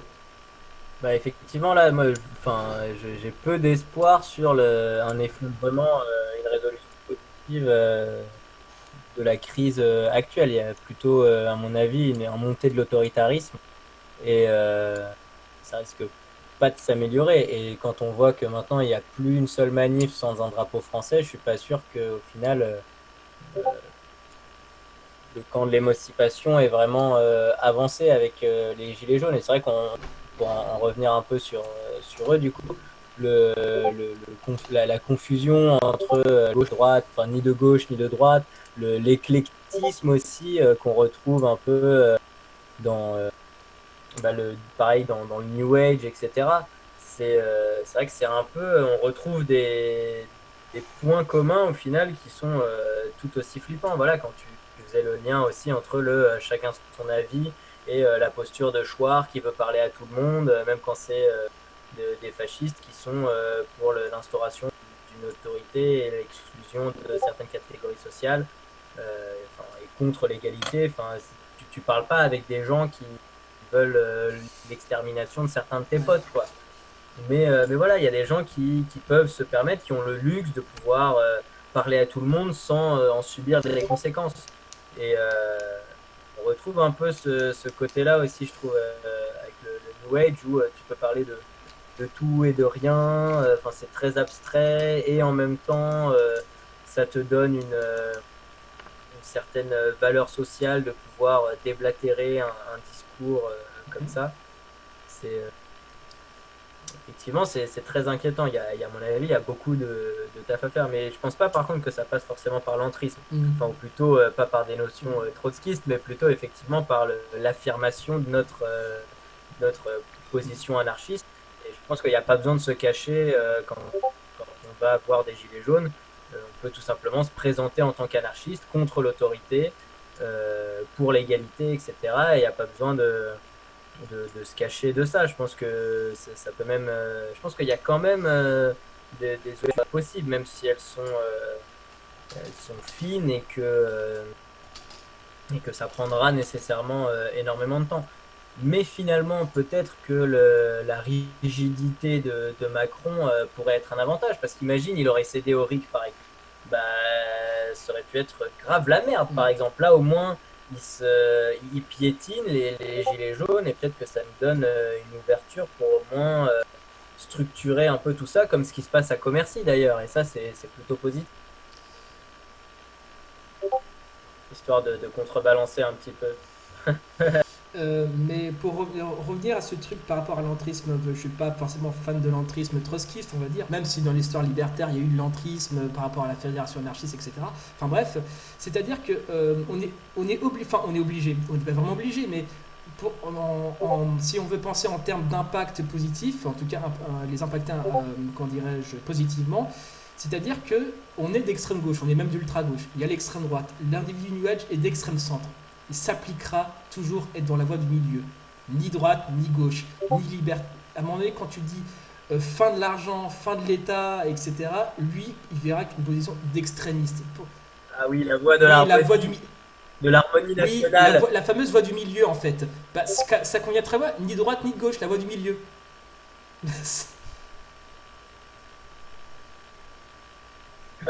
La troisième voie. Croire, combattre, obéir. Pardon, excuse-moi. Non, mais on en rigole, mais c'est tellement ça. C'est tellement ça. Combien de fois je me suis pointé dans un souci d'honnêteté dans des réunions de gilets jaunes de mon bled. Enfin, deux, parce que je ne voulais pas en faire plus, sinon j'allais taper quelqu'un.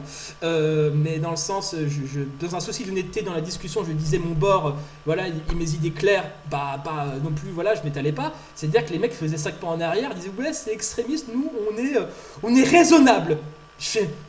Mais, enfin, mais si tu y vas avec l'honnêteté, tu pars avec 10 trains de retard. C'est là où les gens, en fait, les gens réclament de l'honnêteté, mais les gens ne sont pas prêts pour l'honnêteté. Et donc, je voulais dire ça. Et puis, un peu pour les questions des camarades qui veulent poser des questions. Je pense qu'on va enchaîner. Enfin, si tu vois pas d'infos, je pense qu'on va enchaîner sur ça après. Voilà, je sais plus ce que je veux dire par rapport aux gilets jaunes. Mais voilà, c'est vraiment. On est vraiment arrivé à vraiment une période où c'est vraiment le nombril qui dicte sa loi. Ce n'est plus la raison, ce n'est plus les luttes collectives, c'est vraiment le nombril qui dicte sa loi en fait. Et l'émotion. C'est vraiment, on est arrivé à l'ère de l'émotionnel, on est à l'ère, enfin c'est juste fou en fait. Franchement, l'époque où on vit est franchement, elle est flippante de dingue. Je sais pas où c'est qu'on va, mais c'est flippant en fait. Voilà, c'est tout ce que je voulais dire par rapport à ça. Peut-être que je voulais. Voilà, donc voilà, après, enfin voilà. Ouais, mais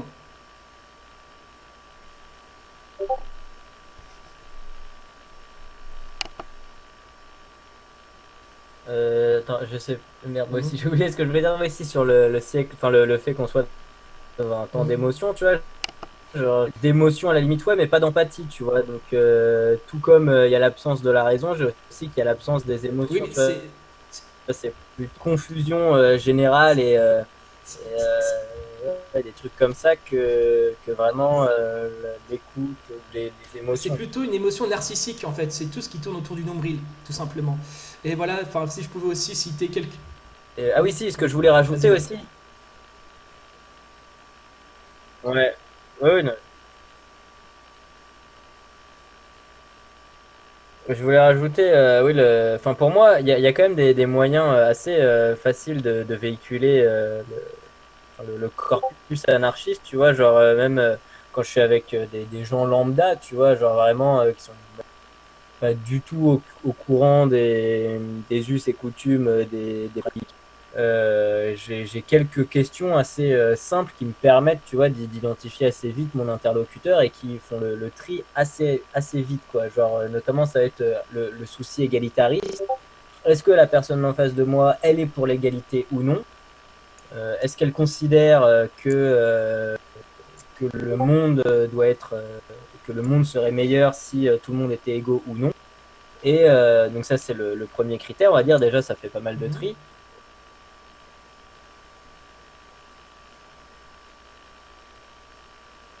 Et ensuite, est-ce que sert d'avoir un chef et l'homme peut-il s'organiser sans chef? Donc c'est égalitarisme et anti-autorité.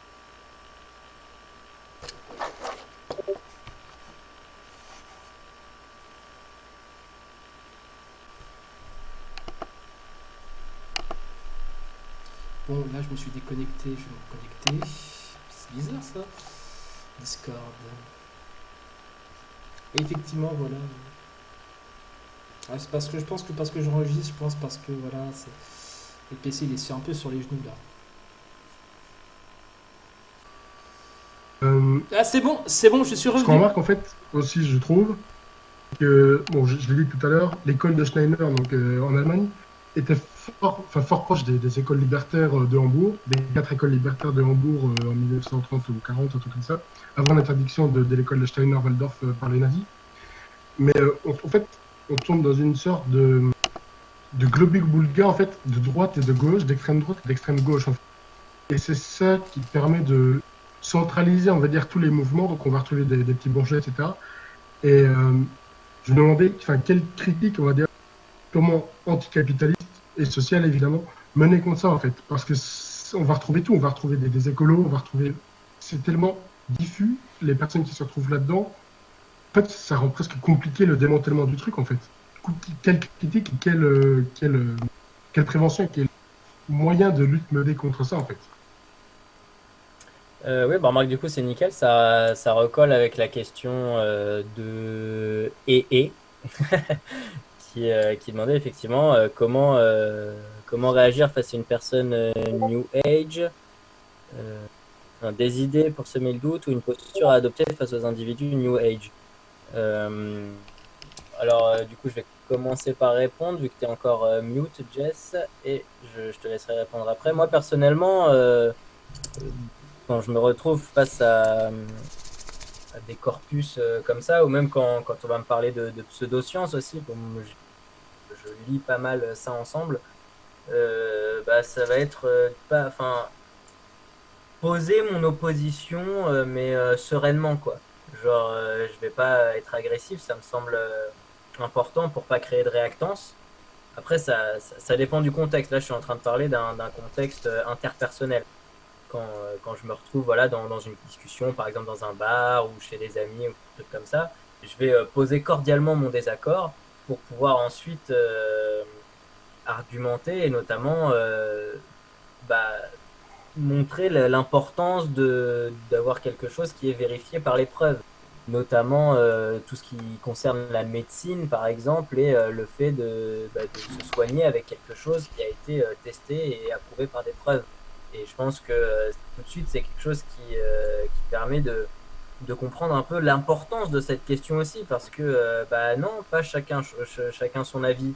Parce que par exemple, l'homéopathie, ça marche pas, et il n'y a pas de bah c'est mon avis, ça marche, parce qu'en fait, derrière, il va y avoir des victimes. Et alors, ça paraît sympa, en fait, de dire chacun son avis, ça paraît vachement cordial et ouvert. Sauf que faut toujours faire attention aux personnes à qui on va faire du mal dans notre silence, en fait.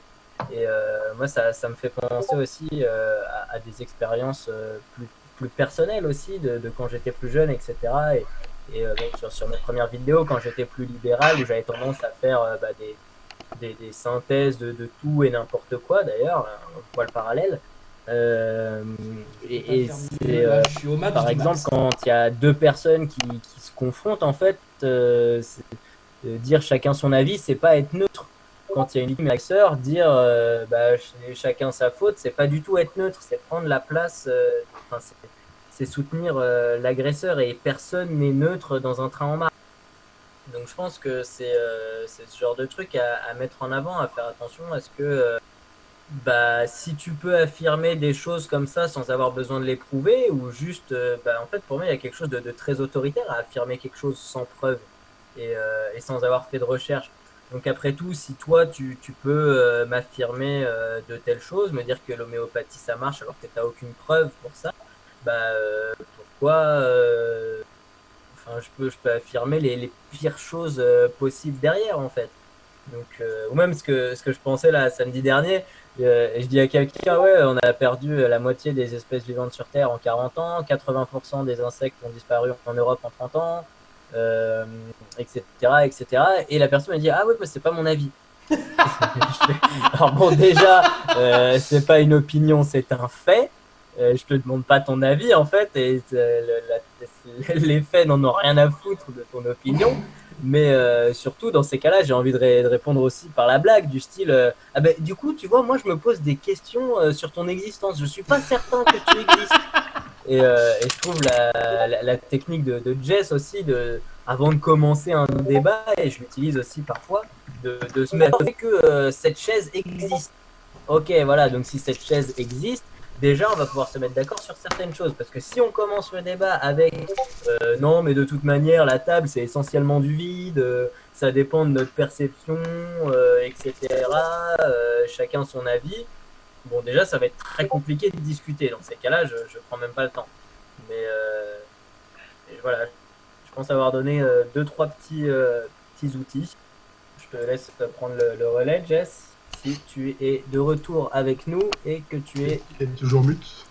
Oui, il est toujours mute, mais je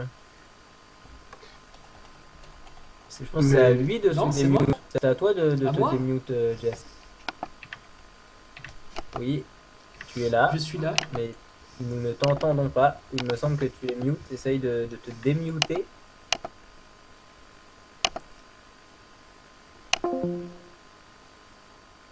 le Je problème, en suis fait, là. On m'entend ou pas? avec ces sectes-là, enfin, avec le New Age, etc., en fait, c'est qu'il y a une critique de l'autoritarisme. Donc, par exemple, on va dire, pour eux, il y a Big Pharma, tu vois, qui gère les vaccins, etc. Ça enlève déjà d'un problème de conflit. Mais on va dans un échelon dessus, dans le sens où eux utilisent des figures autoritaristes. Donc, par exemple, tu vas prendre Henri Joyeux, qui est vraiment l'anti-science des médecins, et ils vont l'utiliser comme figure d'autorité alors qu'il n'y a aucune preuve. Tu vois, ce qui rend vraiment le débat mais impossible à mener. Ouais, effectivement, en fait, ça prend beaucoup de temps, je trouve. Et ça, c'est vrai que c'est souvent quelque chose que je mets longtemps à établir quand je suis face à des contradicteurs. En fait, c'est de bien. C'est un peu la même problématique aussi, je trouve, qu'avec le racisme anti-blanc, en fait. C'est que ils vivent tellement sur la tête, en fait.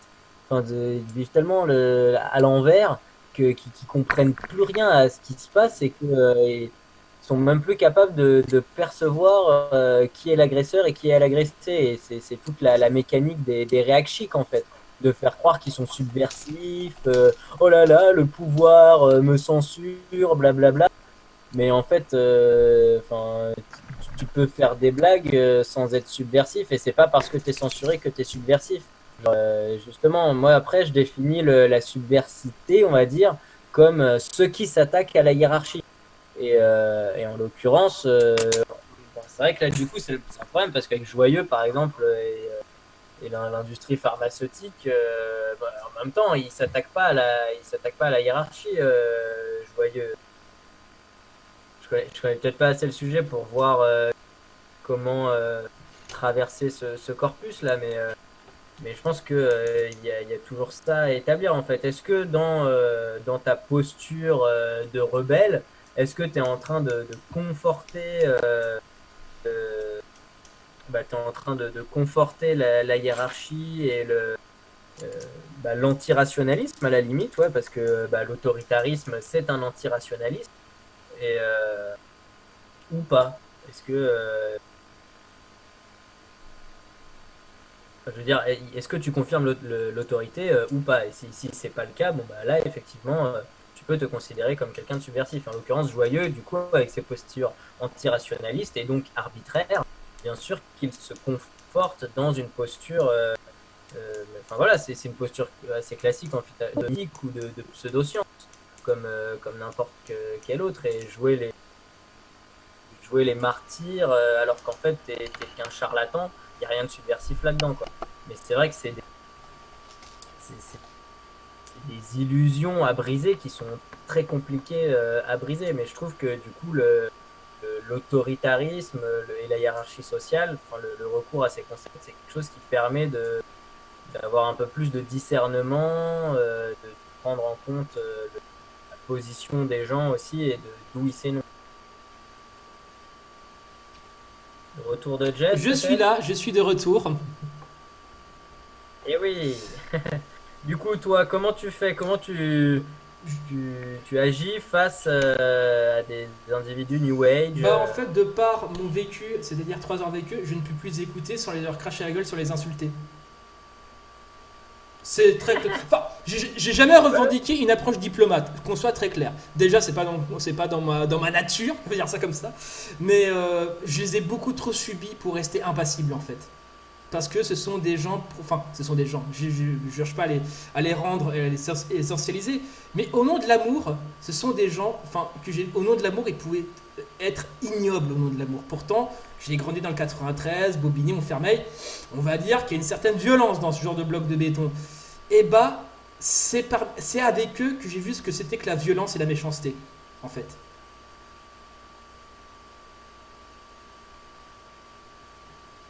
Ouais, après, je parle peut-être plus dans un contexte interpersonnel assez Bah, ouais, intime, on va dire, parce qu'effectivement, moi non plus, dès que ça commence à être un petit peu collectif, j'ai vraiment pas le temps, parce que je considère que ce serait donner du crédit à ce genre de propos, et là, c'est pas possible. Je me lance dans ce genre de discussion exclusivement quand ça ne me concerne que moi et mon interlocuteur. euh, Mais je ne tolérerai pas que cette discussion ait un caractère Et public. juste à titre. Jules K, il y a une semaine et demie, j'ai été invité chez un poker. Je suis une amie avec qui j'ai passé le DAU l'année dernière. Elle a invité deux amis à elle. Ça se passait très bien. Je dominais la partie. Bon, voilà, je me faisais un peu d'argent, je le dire, la YouTube monnaie. Et le mec, il commence à parler conscience. Là, mec, j'ai vu rouge, direct. J'ai vu rouge. Je lui ai demandé si c'était conscience de classe. Non, il me dit conscience et changement de paradigme. Pour moi, c'est bon. Les deux mots-clés ont été lâchés. J'ai, j'ai tenu ma bière. Ma pote, elle me connaît, donc elle sait très bien mon avis là-dessus. Elle m'a vu serrer le goulot de bière. Elle a eu peur. Elle a eu peur. Je me suis retenu parce que j'étais pas chez moi. Mais j'avouerais que, en fait, il y a un aspect. Enfin, quand je suis quand ces gens-là expriment leurs idées, c'est-à-dire leur espèce du truc immonde qui n'a ni queue ni tête, je n'arrive pas à rester impassible. C'est impossible. De par les propos qui sont immondes en réalité, et parce que je les ai beaucoup trop subis. C'est un truc.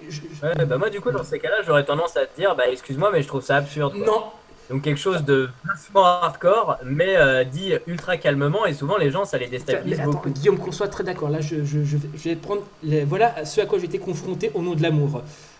Pédophilie. Éloge de la pédophilie. Prédation sexuelle à un level qui est même pour moi, pourtant je suis un adepte de l'humour oppressif. D'ailleurs, bon, c'est pas mal reproché. Bon, à tort, à raison, peu importe, je les emmerde. Mais un niveau de prédation sexuelle, mes gars, enfin, le milieu alternatif écolo, c'est un milieu, il a beaucoup de points communs avec le milieu militant politique. C'est-à-dire qu'il règne beaucoup de misère, enfin, je vais pas dire sexuelle, mais de misère humaine, à un niveau, je pensais pas que c'était possible. Et à chaque fois quand il y avait une nana venait en bénévolat, les 4 autres mecs le regardaient limite avec le filet de bave ou quoi de la bouche. Et c'était, enfin par exemple un mec qui se vantait qui, comment dire, qui l'émancipait au plaisir des enfants de 10 ans. Le gars avait 50 balais passés. Ouais, Je ne peux, c'est répugnant, je hein. peux plus. Enfin, et à chaque fois qu'un mec me parle de conscience, et c'est tout ça au nom de l'amour, au nom de la conscience. Quand j'entends ces mots-là, je ne peux plus rester impassible. Pour moi, je deviens enragé. Je sais que quelque part j'ai tort d'être enragé direct, mais j'ai vu des trucs, j'ai vu des pratiques, j'ai entendu des mots, j'ai vu des actes. Mais bordel, ça ne méritait qu'une chose, c'est le lance-flamme, la solution finale. Sur les babos, je vous le dis honnêtement, je suis Cartman. On va se le dire, je ne peux pas rester indifférent parce que, au-delà d'une compréhension intellectuelle des concepts nauséabonds, j'ai vécu ces concepts nauséabonds. Je les ai subis. Et j'ai discuté pendant. Ouais, mais justement, je pense que ça peut être un bon argument. En plus, là, souvent, les gens, ils sont vachement sensibles à justement cet argument des concernés. Genre, moi, je l'ai vécu, etc. Je sais quelle dérive ça peut avoir et je sais très bien que ça commence comme ça, etc. Donc, à la limite, bon, bah, moi, je me servirais de cet argument. Moi, j'ai un pote à qui c'est arrivé, donc tu te permets pas d'utiliser ce genre de concept comme ça, comme si c'était anodin. Je pense que ça peut être aussi C'est-à-dire que un bon moyen. je l'ai tellement intégré que ce truc-là, enfin, je l'ai tellement. Enfin, voilà, c'est quand même. Tu prends des cartes dans la tête, à un moment donné, tu rends les coups. On va dire, enfin, bizarrement, tu vois, bah, enfin, c'est peut-être un des rares points positifs que j'ai en fréquentant les sexes. Et maintenant, là, avant, j'étais plutôt cool. Je disais, oh, vas-y, je passe à autre chose. Maintenant, non, je rends les coups. Enfin, même maintenant, c'est ce que je reproche peut-être à un nombre important de militants. C'est ok, d'un point de vue intellectuel, vous me comprenez. Mais sauf qu'en face de vous, vous n'avez pas le fascisme en tant que concept théorique ou politique. Vous avez le fascisme en tant que batte de baseball, autant que concept d'individus qui tuent des gens. À un moment donné, où c'est que vous vous défendez physiquement? C'est ça, donc, à un moment donné, les idées, ok, mais à un moment donné, dans le physique, il faut qu'on rende les coups. À un moment donné, c'est une espèce de truc dans ce genre-là. Bon, moi, on va dire que c'est limite. Je veux dire, c'est limite un traumatisme, on va dire, par rapport à ça. Mais ça pose la question, effectivement, de la défense et de rendre les coups. Qu'est-ce qu'on considère d'acceptable ou non? Enfin, à un moment donné, de mon point de vue, je sais sur la question du spirituel et des New Age et du développement personnel, j'ai un point de vue extrêmement radical parce que je l'ai subi, on va dire. Mais de ce point de vue-là, moi, personnellement, je ne peux pas rester impassible, je ne peux pas rester de marbre, je ne peux pas rester juste dans un dialogue, je dévie fatalement vers la violence verbale dans un premier temps et physique si ça suffit pas. Et ça ne me gêne absolument pas. Moi, ça va dépendre de mon interlocuteur. Parce que bien souvent, en face, tu as des interlocuteurs qui, de toute manière, sont pas forcément très engagés. Enfin, surtout si c'est en mode soirée chez des amis. Il y a une certaine bienséance sociale qui fait que la personne ne va pas non plus s'investir dans son discours de fou. Mais du coup, je voulais juste effectivement faire référence à l'autodéfense intellectuelle. C'est comme ça que nomme aussi Richard Monvoisin son cycle de cours qu'on peut retrouver sur YouTube. Et je pense qu'effectivement, c'est quelque chose qui devrait être largement partagé dans, dans nos milieux politiques, effectivement, parce que clairement, tout comme les idées populistes, les idées fascistes, les idées essentialistes, etc., elles veulent du mal, bah, les idées New Age aussi, elles peuvent être source de beaucoup de souffrance. Tu vois, c'est comme ça que j'avais commencé ma réponse d'ailleurs, avec le fait que faut faire attention au mal que l'on fait dans nos silences. Tout à fait. On se rend pas compte du mal qu'on fait dans nos propos. Genre, il faut être très attentif à ça.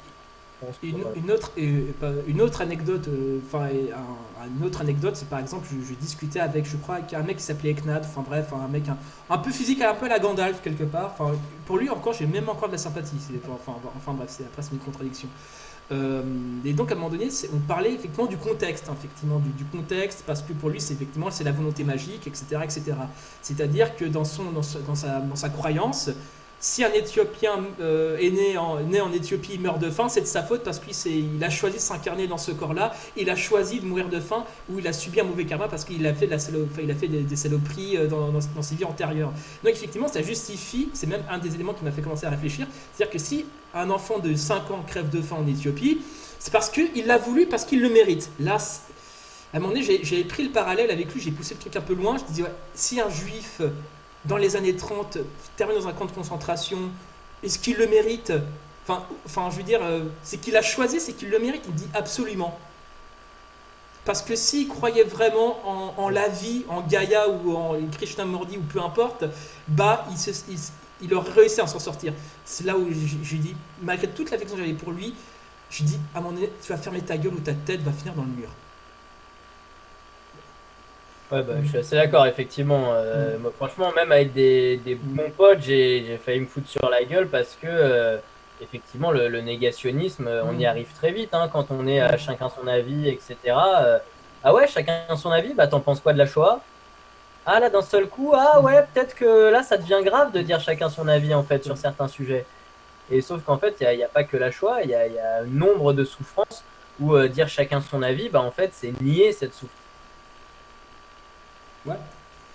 Du coup, souvent, moi, j'aime bien nier la souffrance de mon interlocuteur pour le mettre face à ses propres contradictions, quoi. Bah, c'est- Tu vois, tout comme t'as des bouffons des faves qui vont se réclamer de la liberté d'expression, et ben tu leur demandes de fermer leur gueule parce que c'est ta liberté d'expression aussi, quoi. C'est vrai. Ouais.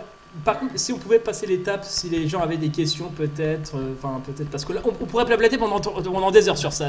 Ça me passionne hein, concrètement. Mais Ouais. si les gens ont des questions Moi aussi. sur certaines anecdotes, Bah, il me semble que j'ai regardé un petit peu le fil là, j'ai pas vu d'autres questions que ça, mais c'est vrai qu'on va s'approcher un petit peu de la fin. bah, peut-être Euh, Mangad. Bah, Alex, avec. Oui, mais Alex, avec toi, je parle tout le temps sur Messenger. S'il te plaît. Alex, je te connais, Alex, je te juge. Oui, vas-y, bah pose-la ta question, Alex. Après, on demande Gats si elle a, si il ou elle a des questions. Euh, Est-ce qu'il n'y a pas une sorte de non-critique en fait des mouvements du wedge par la gauche en fait? Parce qu'on remarque qu'ils sont assez Tout à... complaisants envers tout ce qui est anti-nationaliste. En fait, ils prennent pour critique, en fait, ils prennent pour anti-autoritarisme, ce qui est complètement con scientifiquement, même politiquement, socialement, etc. Ils prennent ça pour de l'eau moulin en fait, vers une révolution, etc. Alors que ça n'a strictement aucun sens quoi. Et ça se rapproche fortement du réactionnariat. Bah, personnellement, je pense que la gauche, en fait, le New Age et ce genre de pensée, en fait, ça, c'est pas leur problème. Vu le nombre de militants, de camarades militants qui sont acritiques sur ce sujet-là, sur le développement personnel, d'ailleurs, j'ai eu un peu les boules qu'Usul prenne le sujet, alors qu'avec Guillaume et Armel, ça fait plus d'un mois qu'on voulait parler de ce sujet, on s'organisait par rapport à nos agendas. C'est que j'ai eu un peu les boules qu'Usul sorte le truc en premier, je te l'avouerai. Mais effectivement, en général, la gauche, dans ses divers courants, en fait, parce que au lieu d'être militants, au-delà des militants politiques, en fait, on est des êtres humains. Pour le faire plus, on est des êtres humains. Et en fait, on crache pas contre un peu de bien-être. C'est peut-être aussi ça qu'on n'a pas envie de cracher sur quelque chose qui nous procure un peu de bien-être.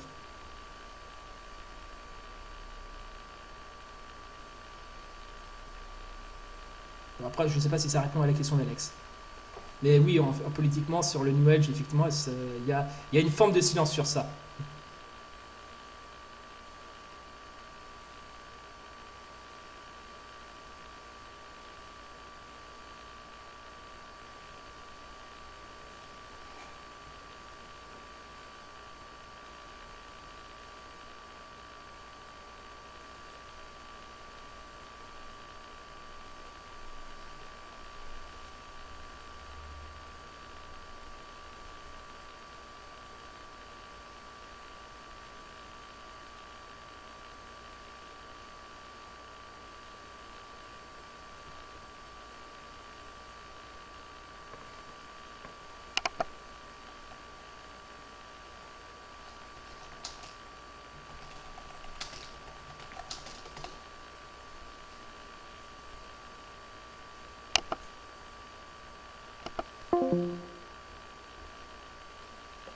et surtout qui avance, quoi, qui est critique vis-à-vis de lui-même.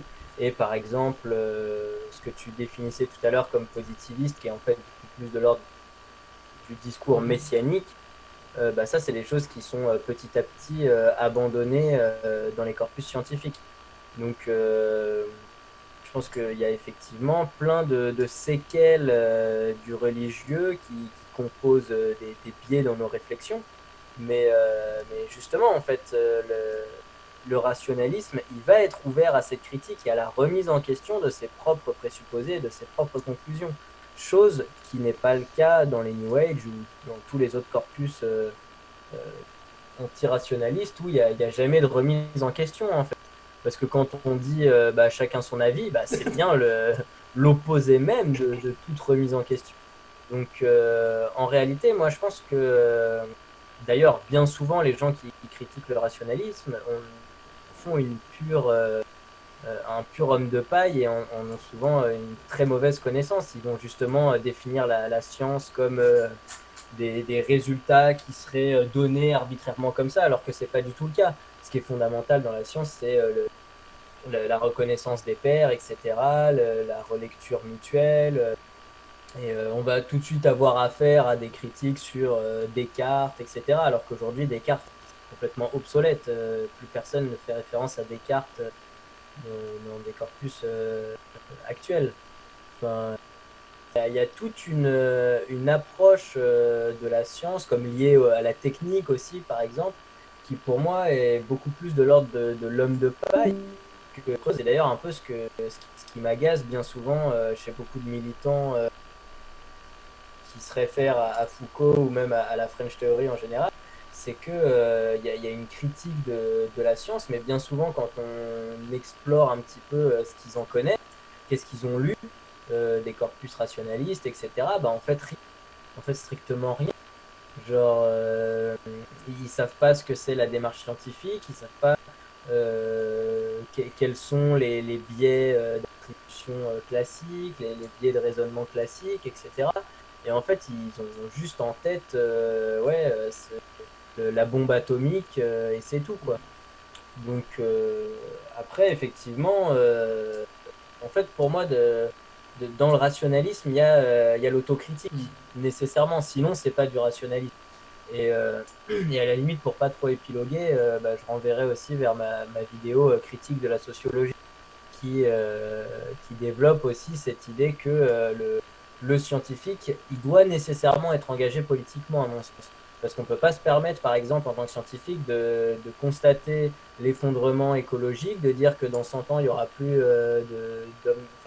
d'êtres humains sur Terre, et de se positionner comme si on ne faisait pas partie de ce monde. Genre, alors voilà, moi je rapporte ça, mais je n'ai pas d'avis sur ma propre mort. Hein. Après tout, moi je ne suis qu'un scientifique. Enfin, pour moi, il y a quelque chose de profondément absurde là-dedans.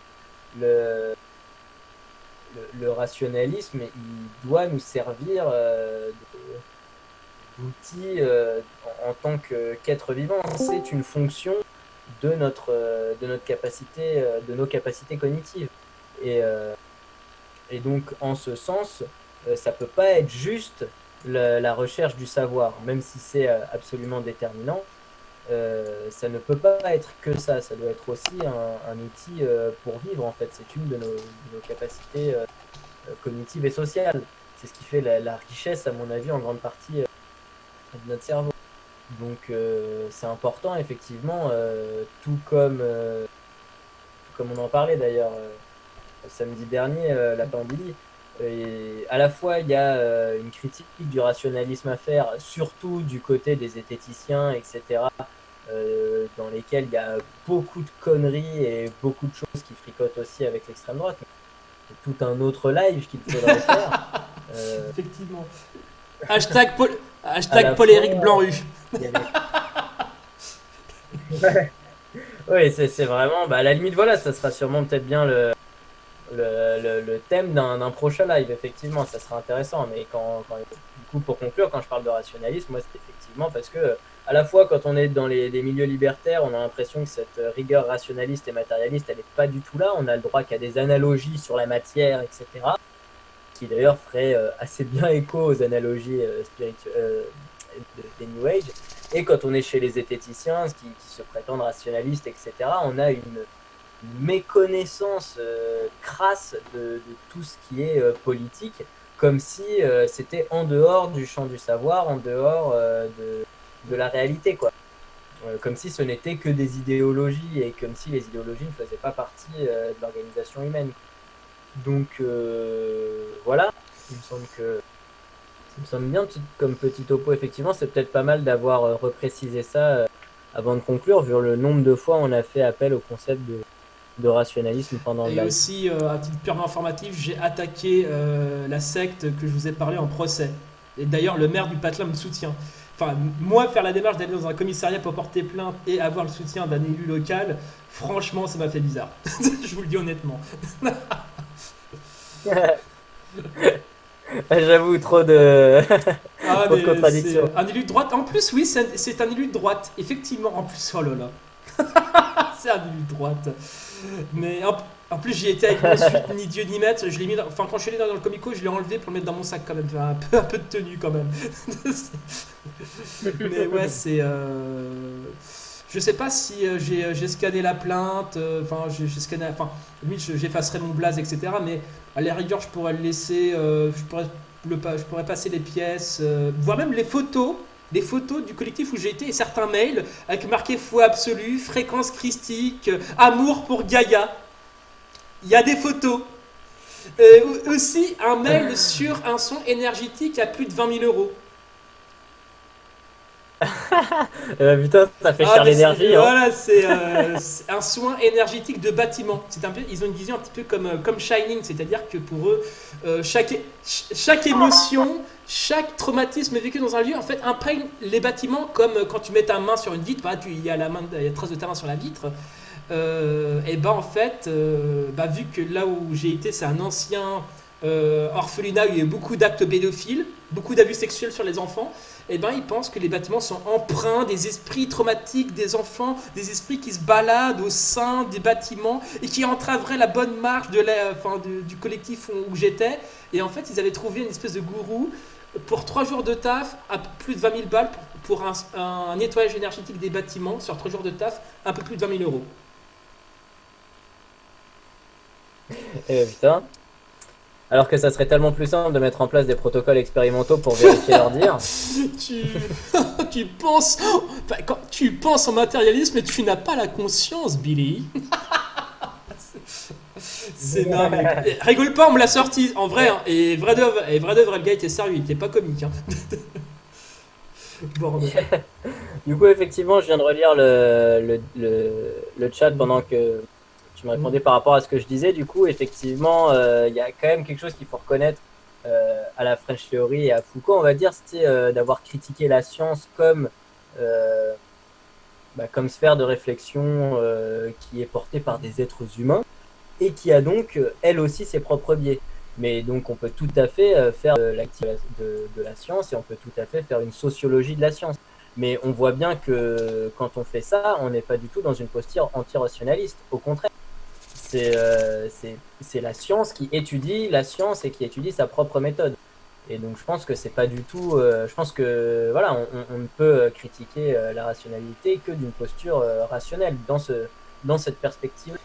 Et on peut pas juste dire ah mais regardez la science elle est tributaire des rapports de pouvoir dans une société, c'est effectivement le cas. Du coup la science ne vaudrait rien. Bah non parce que mine de rien ça reste encore la méthode de raisonnement la plus solide qu'on ait à l'heure actuelle. Et ce qui ne la rend pas exempte. Et je pense que c'est justement là aussi qu'il y a un certain critère qui montre qu'on est face à quelque chose de dogmatique ou non, c'est si on a la possibilité de critiquer ou pas cette chose, et si on va pas se cacher tout simplement dans le chacun son avis, ou dans quelque chose qui nous serait supérieur. En fait, il y a toujours les deux échappatoires, quoi. Le côté, ça serait en dessous de notre perception, ou alors ça serait au-delà de nos perceptions. Enfin, ça serait supérieur à nous, etc. Enfin, là, je pense un peu aux communistes autoritaires et au socialisme scientifique qui n'avaient absolument rien de scientifique. Enfin, Lénine, c'est vraiment juste qu'un bouffon, quoi, aucun rapport avec le matérialisme. Lapin Billy voudrait faire un commentaire oral, je pense que ouais, il peut peut-être faire, il peut. Bah, vas-y, oui, pourquoi pas. Pourquoi pas, mais attends, juste, enfin, vas-y, tu peux te démuter, mais j'ai un peu peur que on parte sur le nouveau live sur le sur Ah la là là. rationalité, pas sur Je, la cou- rationalité.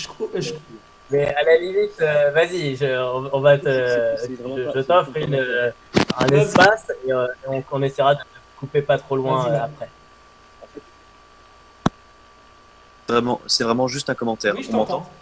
Ouais, vas-y. Ok, super.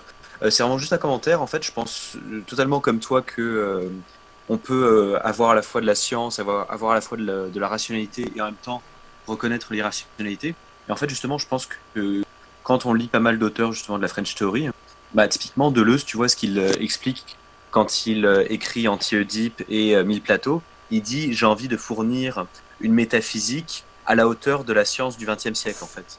C'est un mec franchement qui adore la science quand on voit les métaphores, quand on voit toute la manière justement dont il condense des éléments scientifiques dans sa réflexion, dans son éthique. C'est assez fabuleux. Et je pense justement que les deux vont de pair en fait. Le fait de donner une place importante, ce qu'elles valent aux sciences humaines, sciences naturelles, sciences physiques, logico-formelles aussi, hein. Mais en même temps, du coup, voir leurs limites et en fait savoir reconnaître certaines, comment dire, une part de faillibilité et juste globalement des sphères où l'irrationalité a sa place, par exemple, ou l'émotion a sa place, surtout ça. Ouais, ouais, tout à fait, hein. Bah, de toute manière, moi, c'est ce que j'aime bien rappeler, notamment dans chacun de mes épisodes philo, parce que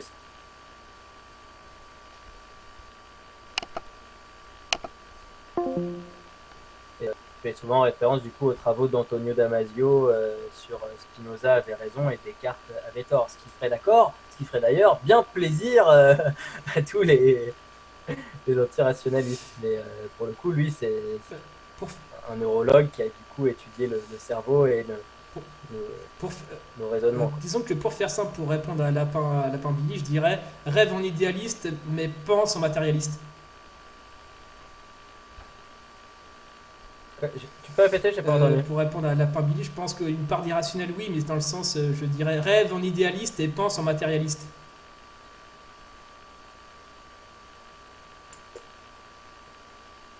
Oui, après le matérialisme, il n'est pas.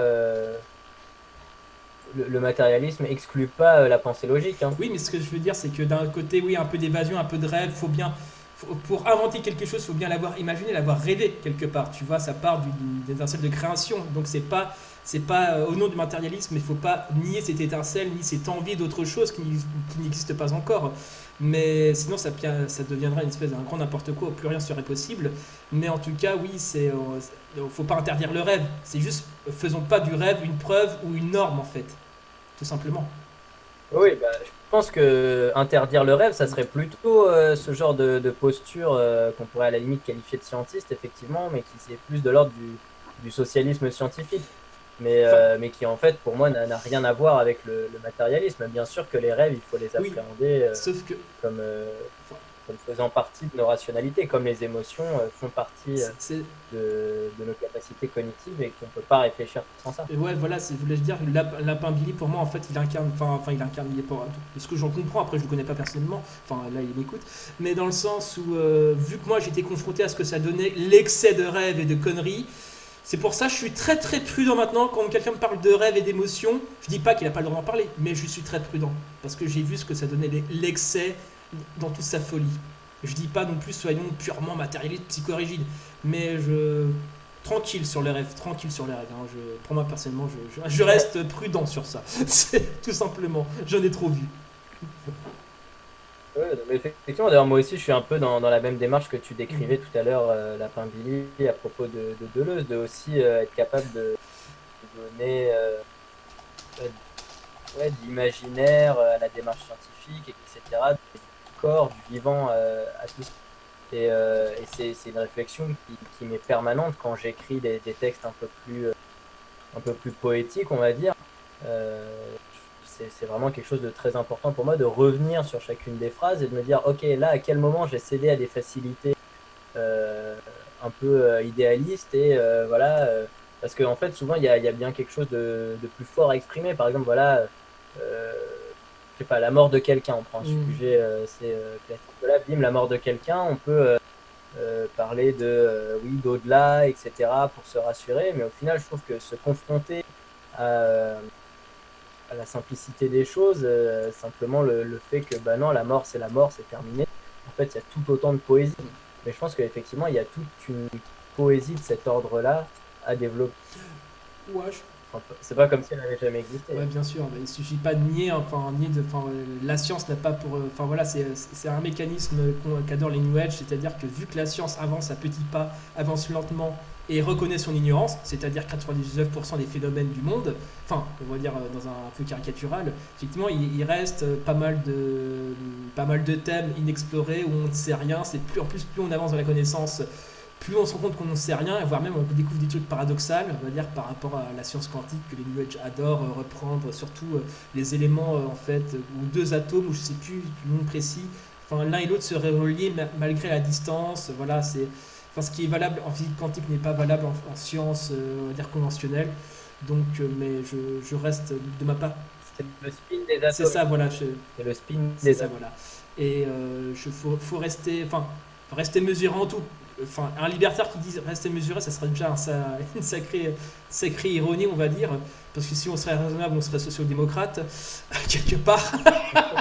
Qu'on soit très clair là-dessus. Mais. Ah non, moi justement, tu sais, ça m'agace bien souvent quand en AG, tu vois, ah ça y est, les gens ils se mettent à fumer. Voilà. Genre, ah voilà, c'est la fin des règles.